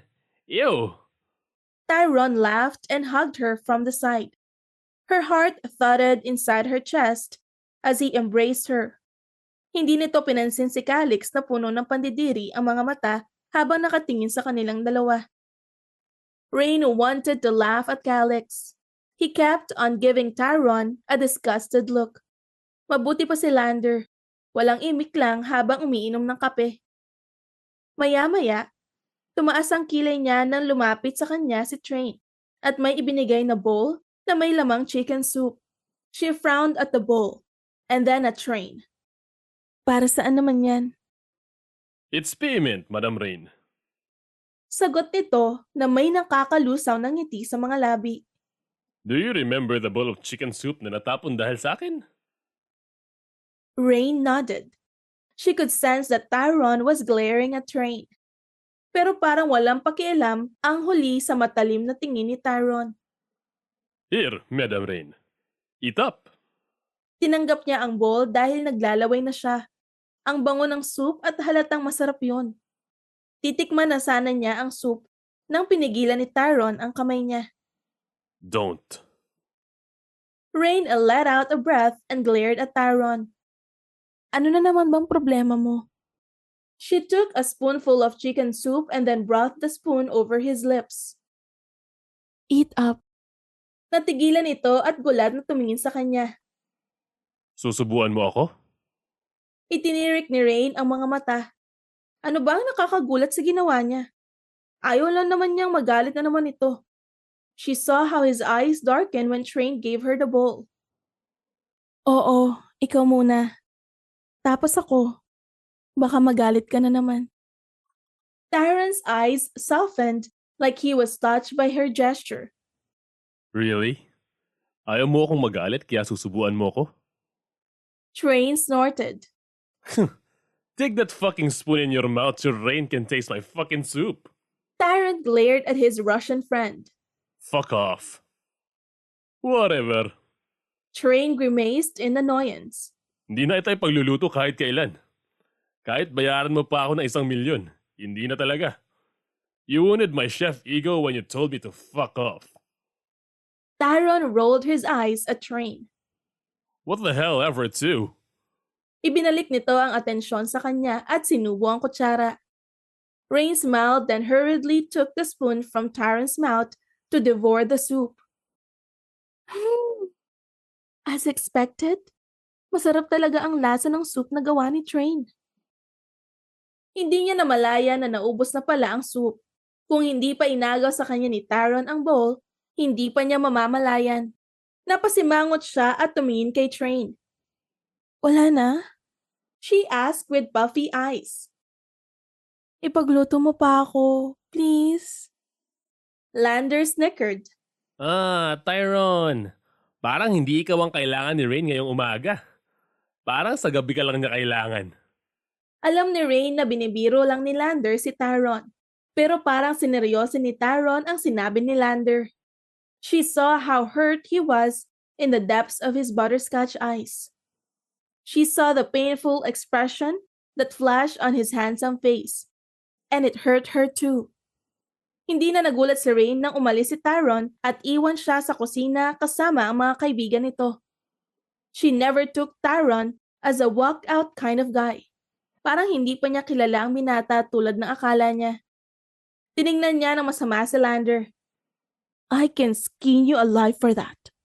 Lander's blue eyes glistened wickedly. Totoo naman ang sinasabi ko, di ba? You don't care about Tyron. What you feel for him is just plain attraction and lust. Kasi kung sobra paraon ang nararamdaman mo, you'll fight for him. Hindi mo siya itutulak palayo sa'yo. Nanunuri ang mga mata nito habang nakatingin sa mga mata niya. Tama ako, di ba? Kailan ba ako nagkamali? Bilib na bilib ito sa sarili. You don't know anything. She whispered and then went looking for Tyron. Habang hinahanap si Tyron, na-realize niya kung bakit nasaktan siya nang malamang pumunta si Tyron sa Boracay at kung bakit nagsiselos siya sa isiping hindi niya pag-aari ang binata. Because silently, she was hoping that he was hers. The reason behind her submission to him was because what she felt for him was not just plain attraction. It was more than that. The reason why she couldn't say no to him was because she craved and yearned for him. She gave herself to Tyron for a reason that she was falling in love with him. The realization didn't shock Raine. Alam niyang mahuhulog ang kanyang puso para sa binata. Kaya nga ikinulong niya yon. Pero nakawala ang puso niya. She still remembered what her father used to say about love. Love didn't know time. When you love, no matter the time and days. And that was what happened to her. She caged her heart, but Tyron had managed to open the cage and snatch away her heart. Ang puso niya ay nasa pangangalaga ngayon ng binata. One wrong move, and her heart would bleed. One wrong move, and her heart would perish. Sana hindi dumating ang oras na magdugo ang puso niya, habang masaya si Tyron sa iba. Because even if it tore her into pieces, just like in Selena's Gomez song, her heart wanted what it wanted. And even if she denied it a gazillion times, Tyron Zapanta owned her. Body, heart, mind, soul. And it was downright scary. She was scared to love Tyron. Natatakot siya sa kapupuntahan ng pagmamahal niya sa binata. Raine believed that love was hazardous. A hazard that she had to face in order to be with the man she loved. At oo, ipaglalaban niyang binata kahit pa sa girlfriend nito. Fry her in the depths of hell, but she'd fight for her beloved. Minutes later, Raine found Tyron in the garage. He was about to get into his Mercedes-Benz. Wait! Tyron! Pigil niya. Tyron leaned on his car as he waited for her to reach him. Na makalapit, tumingin siya sa mga mata nito na walang emosyon. Saan ka pupunta? Huwag mong sabihin sa akin na naapektuhan ka sa sinabi ni Lander. You know that it's not true. Hindi nga ba? Insecurity flashed in his tantalizing butterscotch eyes, but it quickly disappeared. I don't know how to cook, Raine. Hindi kita kaya ipagluto ng masarap na chicken soup. I can't cook without burning the whole kitchen. She stared softly at Tyron. Is that the reason why you walked out? Nag-iwas ito ng tingin. Yeah, so what? Nagpakawala siya ng malalim na buntong hininga at hinawakan ang muka ng binata. Tyron, I don't need someone like Raine. Kaya ko magluto ng soup para sa sarili ko. Suddenly, his face broke into a mischievous smile. At hindi mo kayang paligayahin ng sarili mo sa gabi, di ba? That's why you need me, right? Ako lang ang may kayang magpaligaya sa'yo. He wrapped his arms around her waist, caging her. I am the only man who can make you scream in sheer pleasure. Naiiling na napapangiti siya sa sinabi ni Tyron. Is that a good smile or a bad smile? He asked her with a grin on his face. A good smile. Tyron grinned widely. Would that good smile be enough reason for you to go with me to Baguio? Nagsalubong ang mga kilay ni Raine. Tayong dalawa lang? Tumango ito. Paano naman ang mga kaibigan mo? Nagkibit balikat ito. They'll survive without me. But I can't survive without you.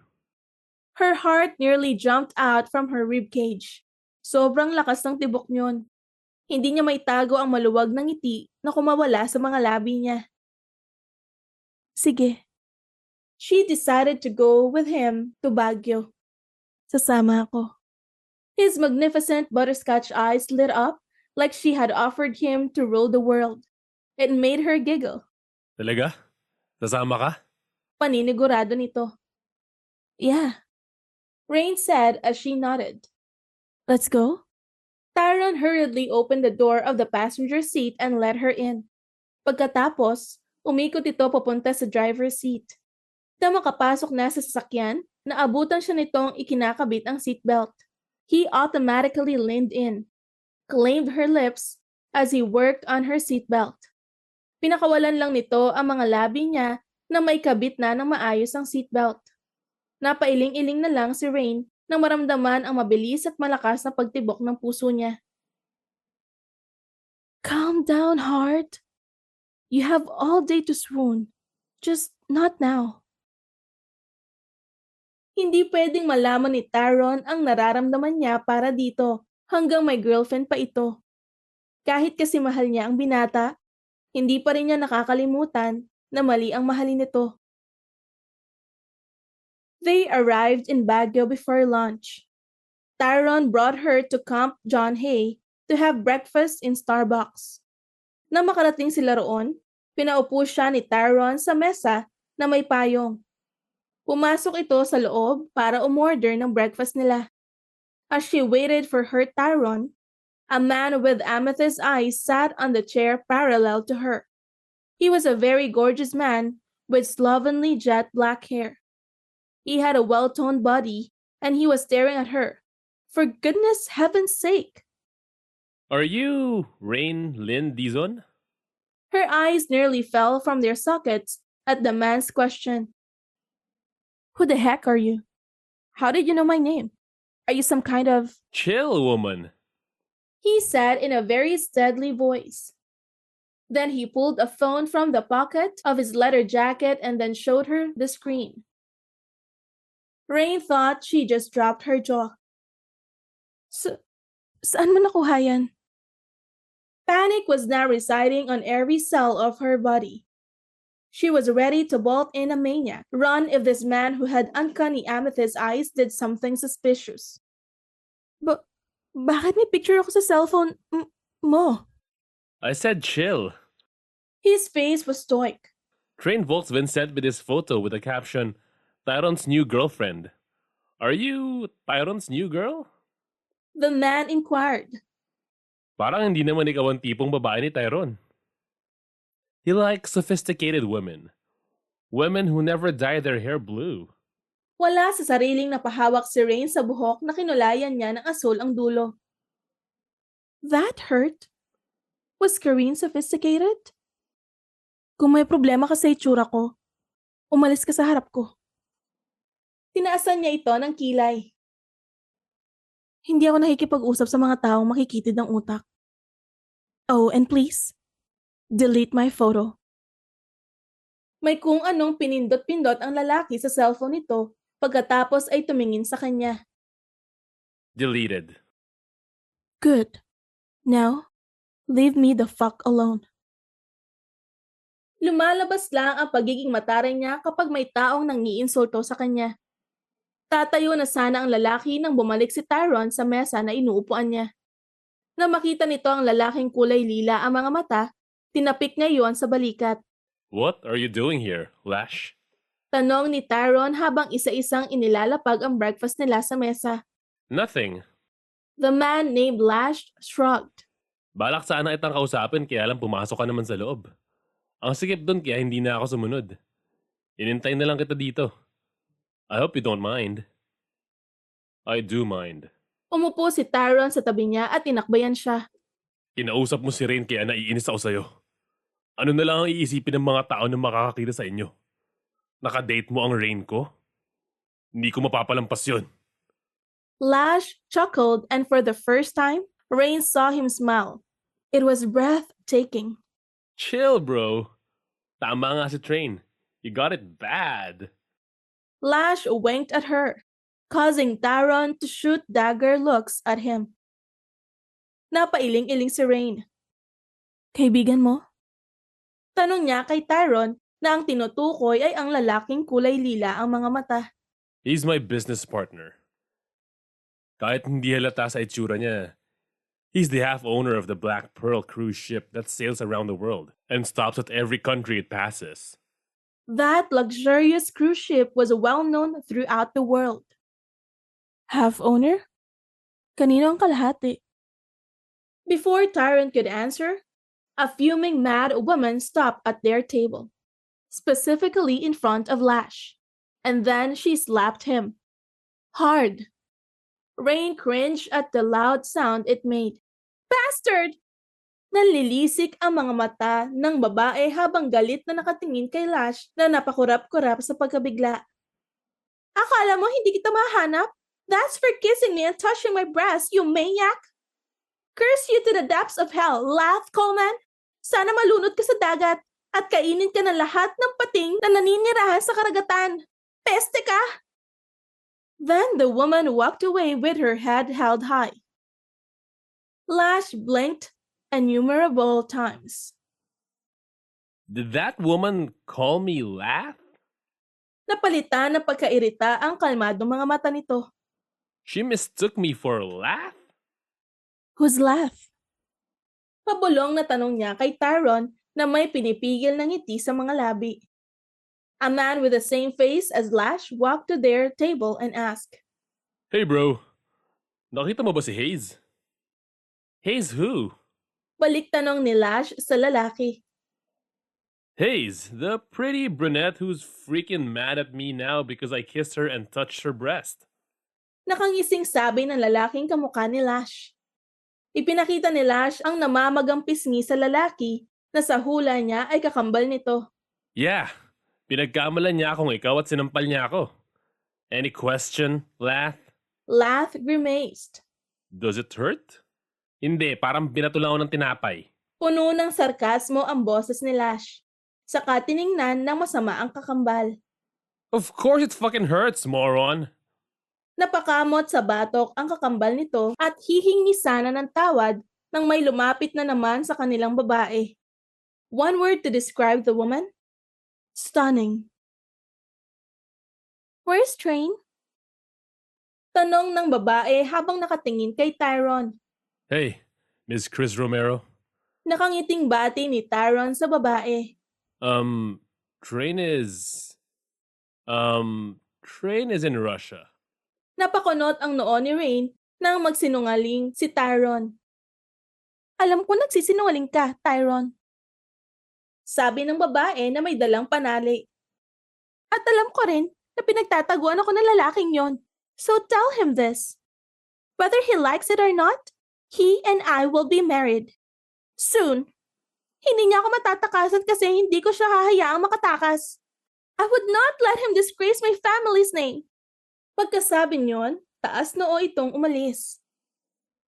Lash, Lath, and Tyron shared a look. And then it was Lath who stood up and spoke. I gotta go. May meeting pa kami ni Lander. Yeah, me too. Tumayo si Lash at kasabay nang umalis ang kakambal nito. Pagkalipas ng mahabang katahimikan, nagsalita si Raine. That was weird. I know. Sang-ayon ni Tyron sa kanya. Pero hayaan mo na sila. Pumunta na lang tayo sa National Bookstore. Tita Grace told me that you like to read books. Isang maluwag na ngiti ang kumawala sa mga labi ni Raine. You're going to buy me books? Oh, God. Naaamoy na niya ang mabangong aroma ng libro. Yeah, but in one condition. There was a sly smile on his lips. Her heart hammered inside her chest. What? Hindi tayo uuwi sa Pangasinan. We'll stay here in Baguio for the night and we'll return tomorrow. Naningkit ang mga mata ni Raine habang nagdududang nakatingin sa binata. You're planning something. Tyron grinned devilishly. I'm always planning something, Raine. He then captured her lips, then pulled away. Keep that in mind, sweetheart.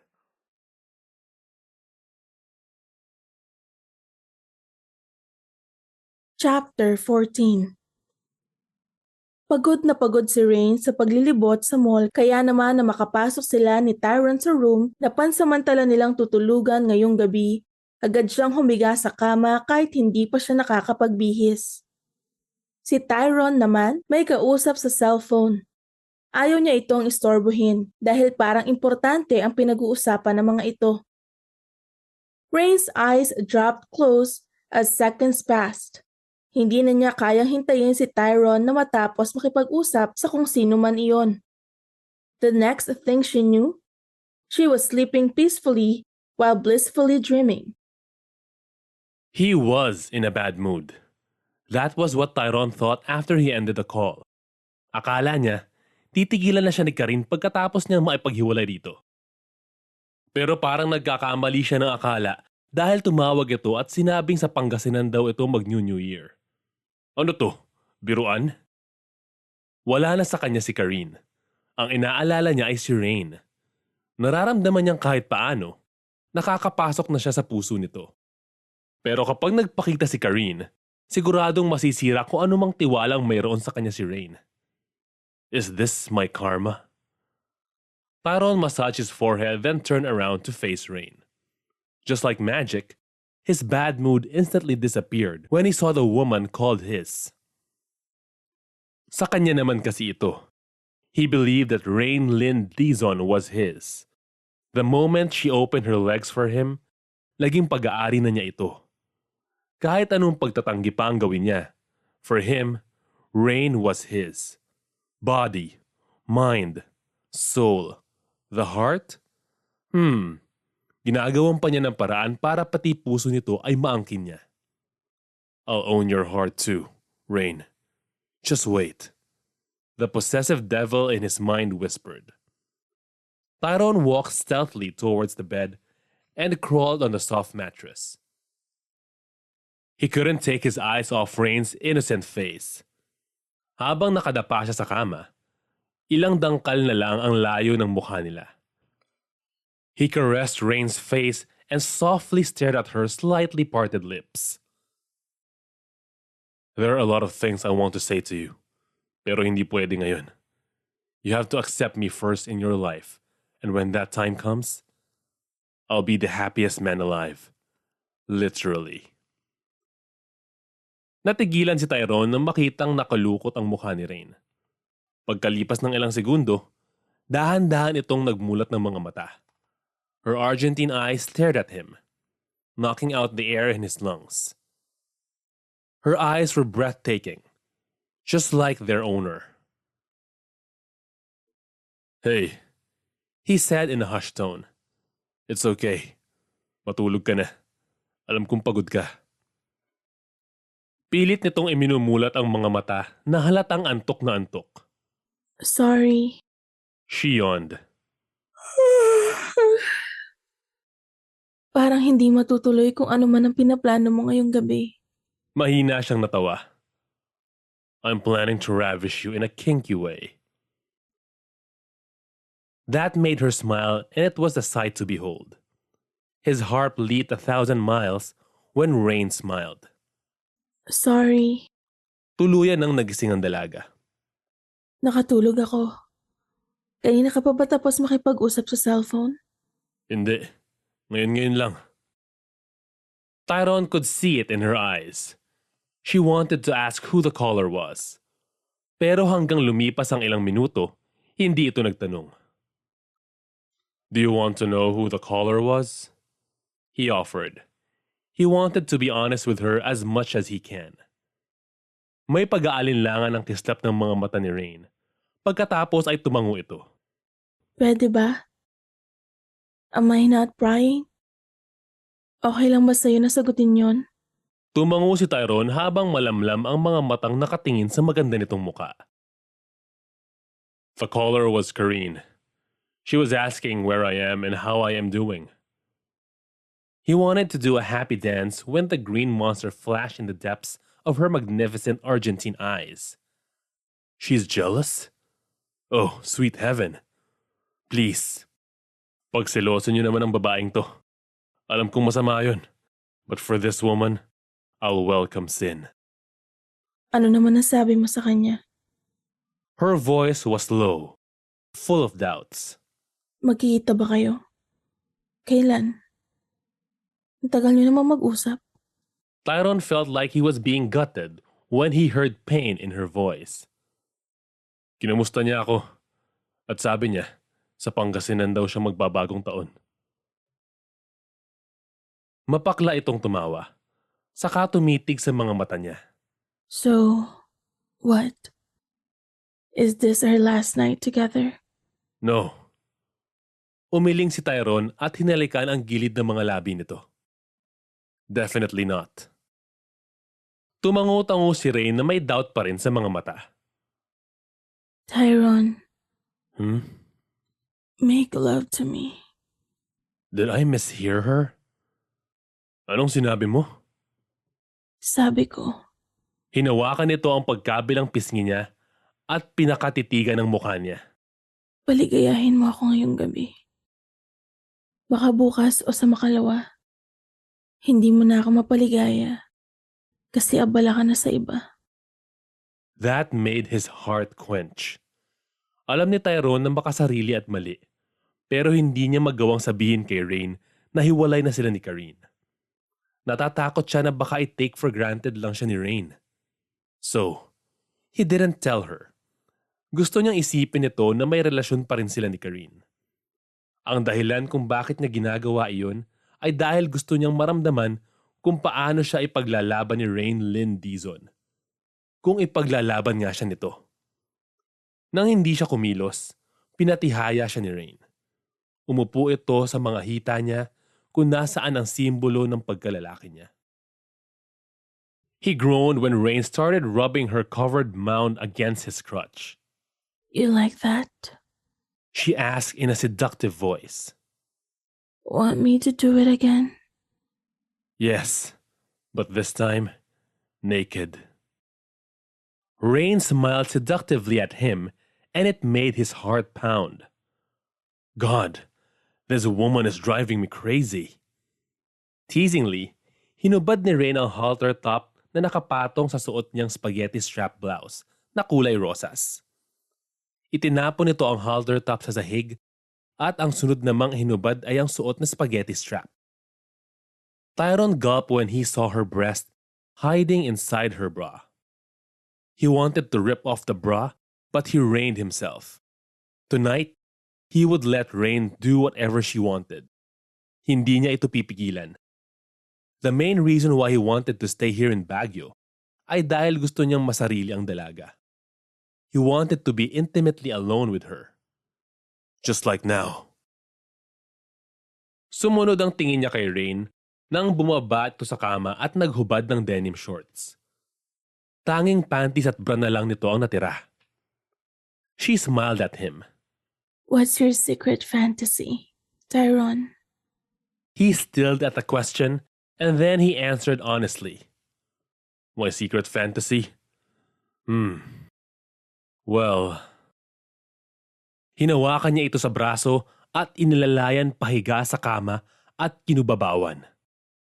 I sometimes fantasize a woman touching her own cunt and pleasuring herself with her finger while I watch her.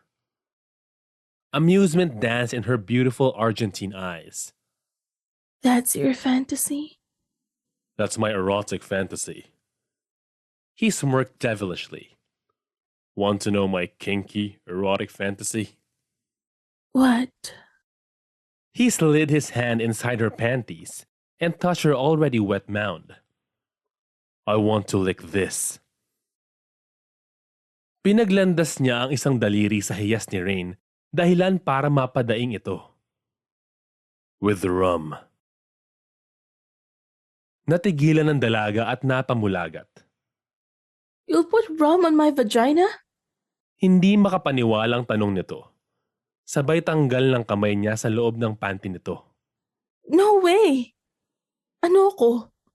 Chaser ng alak? You could say that. He said with a shrug. Yun ang pantasya ko. Have you lived that fantasy of yours? Puno ng kuryosidad ang boses nito. So innocent. Umiling-iling si Tyron. Wala pa namang babaeng nagtanong sa akin kung ano ang pantasya ko. He grinned wickedly. Ikaw pa lang. Kaya dapat sa'yo ko rin gawin yun. Napaawang ang mga labi ni Raine. Kasabay niyon ang pamumula ng mga pisngi nito. Beautiful. And she'll be mine by hook or by crook. Okay. Kumuha ka na ng rum. At gagawin nating makatotohanan ng pantasya mo. Tyron froze and he stared dumbfounded at Raine. She couldn't be serious, right? He didn't move and just stared at Raine, who was now smiling naughtily at him. It couldn't be. Could it be? Matutupad nga ba ngayong gabi ang isa sa mga pantasya niya mula noong namulat siya sa kamunduhan? Go. Get a bottle of rum. Diba may minibar naman itong hotel room na pinili mo? Nang hindi kumibo si Tyron, itinulak siya ni Raine at bumangon ito. He couldn't look away from her as she searched for a bottle of rum. And then she found one. Nararamdaman niyang matigas na ang pagkalalaki niya at kailangan na niyon ang kalinga. Found one! She shouted gleefully and came to sit on the edge of the bed. Hinubad nito ang lahat ng natitirang suot. She was now naked. Then her face became serious, and her eyes were now sporting need and hunger for him. Kneel in front of me, Tyron. Okay. Bumaba siya ng kama at lumuhod sa harap nito. His face was settled between her parted legs. His mouth was just a breath away from her mound. Tyron felt like Raine was a deity and he was asking for a favor as he knelt in front of her. But no, he was not asking for a favor. He was going to pleasure the deity. He could smell the scent of her femininity, and it smelled sweet, like a cherry fruit. Ready to drink? Tanong nito, saka binuksan ang bote ng rum. Drink up, Tyron. And make me come, screaming your name. My pleasure. Mas ibinuka palalo ni Raine ang mga hita. Kasabay niyon ang paghalik niya sa pagkababae nito. When his tongue touched her clit, it tasted so fucking good. Holy cow, was that rum? Holy fucking shit. He lapped Raine's mound as she poured a small portion of the liquor to her vagina. Tyron. Sinabunutan siya ni Raine at mas isinubsob pa ang ulo niya sa pagkababae nito. Patuloy pa rin ang pagdaloy ng alak sa pagkababae nito. Halos mabaliw siya sa pagdila rito. Raine tasted so fucking good. The mixture of rum and her juices was like ambrosia from Olympus. It was unexplainably delicious. He craved for more. So he lapped and lapped her mound. Yes, lick me. Tyron. Panay ang ungol ng dalaga habang patuloy pa rin binubuhusan ng alak ang pagkababae. Samantalang siya naman ay sinasalo ang alak na may halong katas nito.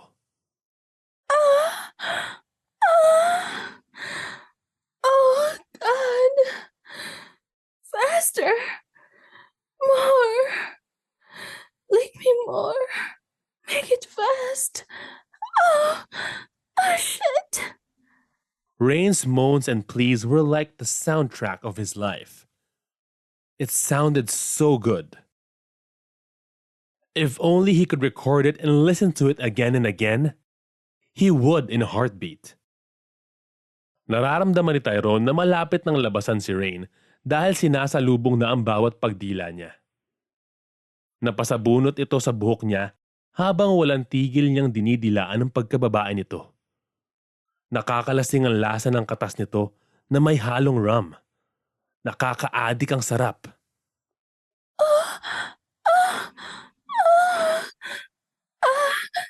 Tyron. Malapit na ako labasan. Ayan na. Isinubsob ni Raine ang bibig niya sa pagkababae nito. Sinipsip niya ang hiyas ng dalaga kasabay ang paglabas ng katas nito. Oh, God. That was delicious. She breathed out. Akala ni Tyron, aayos na si Raine ng higa sa kama. Pero nagkamali siya. Tumayo ito at itinulak siya pahiga. Pagkatapos ay parang kidlat sa bilis na hinawakan ng pagkalalaki niya. Dinilaan nito ang kahabaan yun. Oh, Raine. Hindi niya mapigilan ang pag-ungol. Tumigil ito sa pagkain sa pagkalalaki niya at tumingin sa kanya. Yeah. Don't stop. Oh. She smiled, then drank a little bit of rum from the bottle.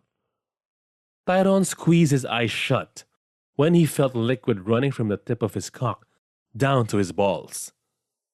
Nang tignan niya kung ano iyon, it was the rum that Raine drank. Hindi pala nito ininom ang rum kundi ipinaligo niyon sa matigas at mahaba niyang pagkalalaki. Suck my cock, Raine. Now. Gladly. With that, isinubo nito ang kahabaan niya sa loob ng mainit nitong bibig. Halos mawalan siya ng malay sa sarap ng paglabas-pasok ng ari niya sa bibig ng dalaga. Habang kinakain nito ang pagkalalaki niya, kasabay niyo ng pagdila nito sa kahabaan niya. Raine would twirl her tongue around his stiff cock as she sucked it inside her mouth.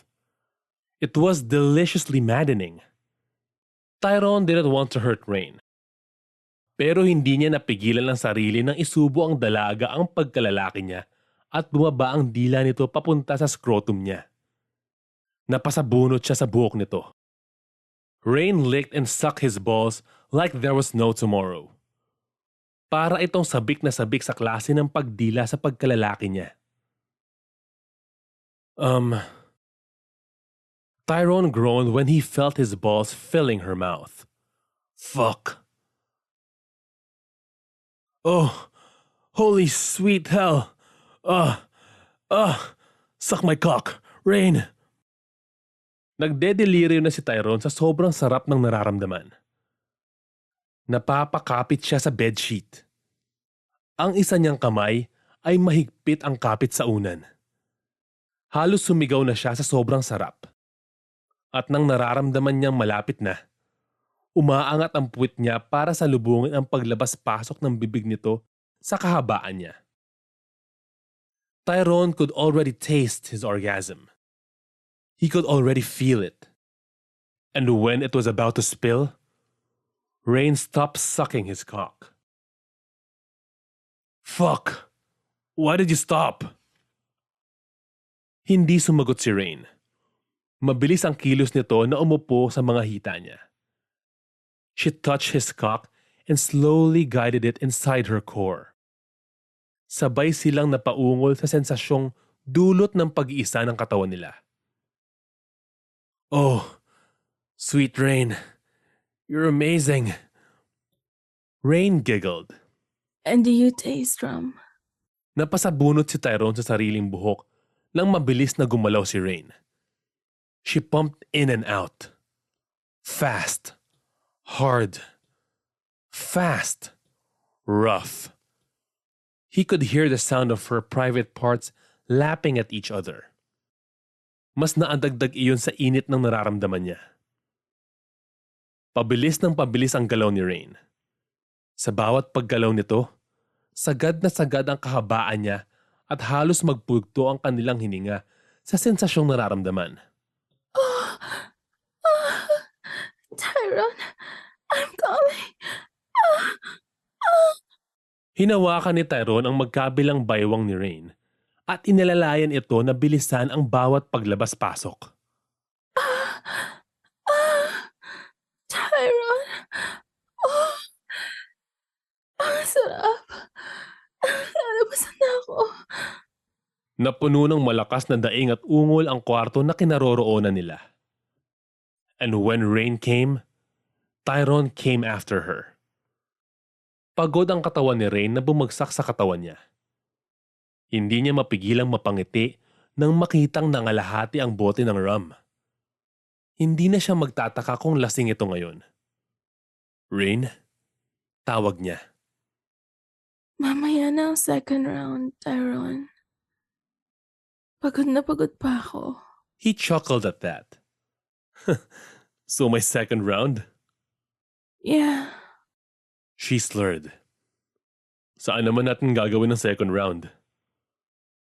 Gusto ko sa banyo. Pero mamaya na. Natutulog muna ako.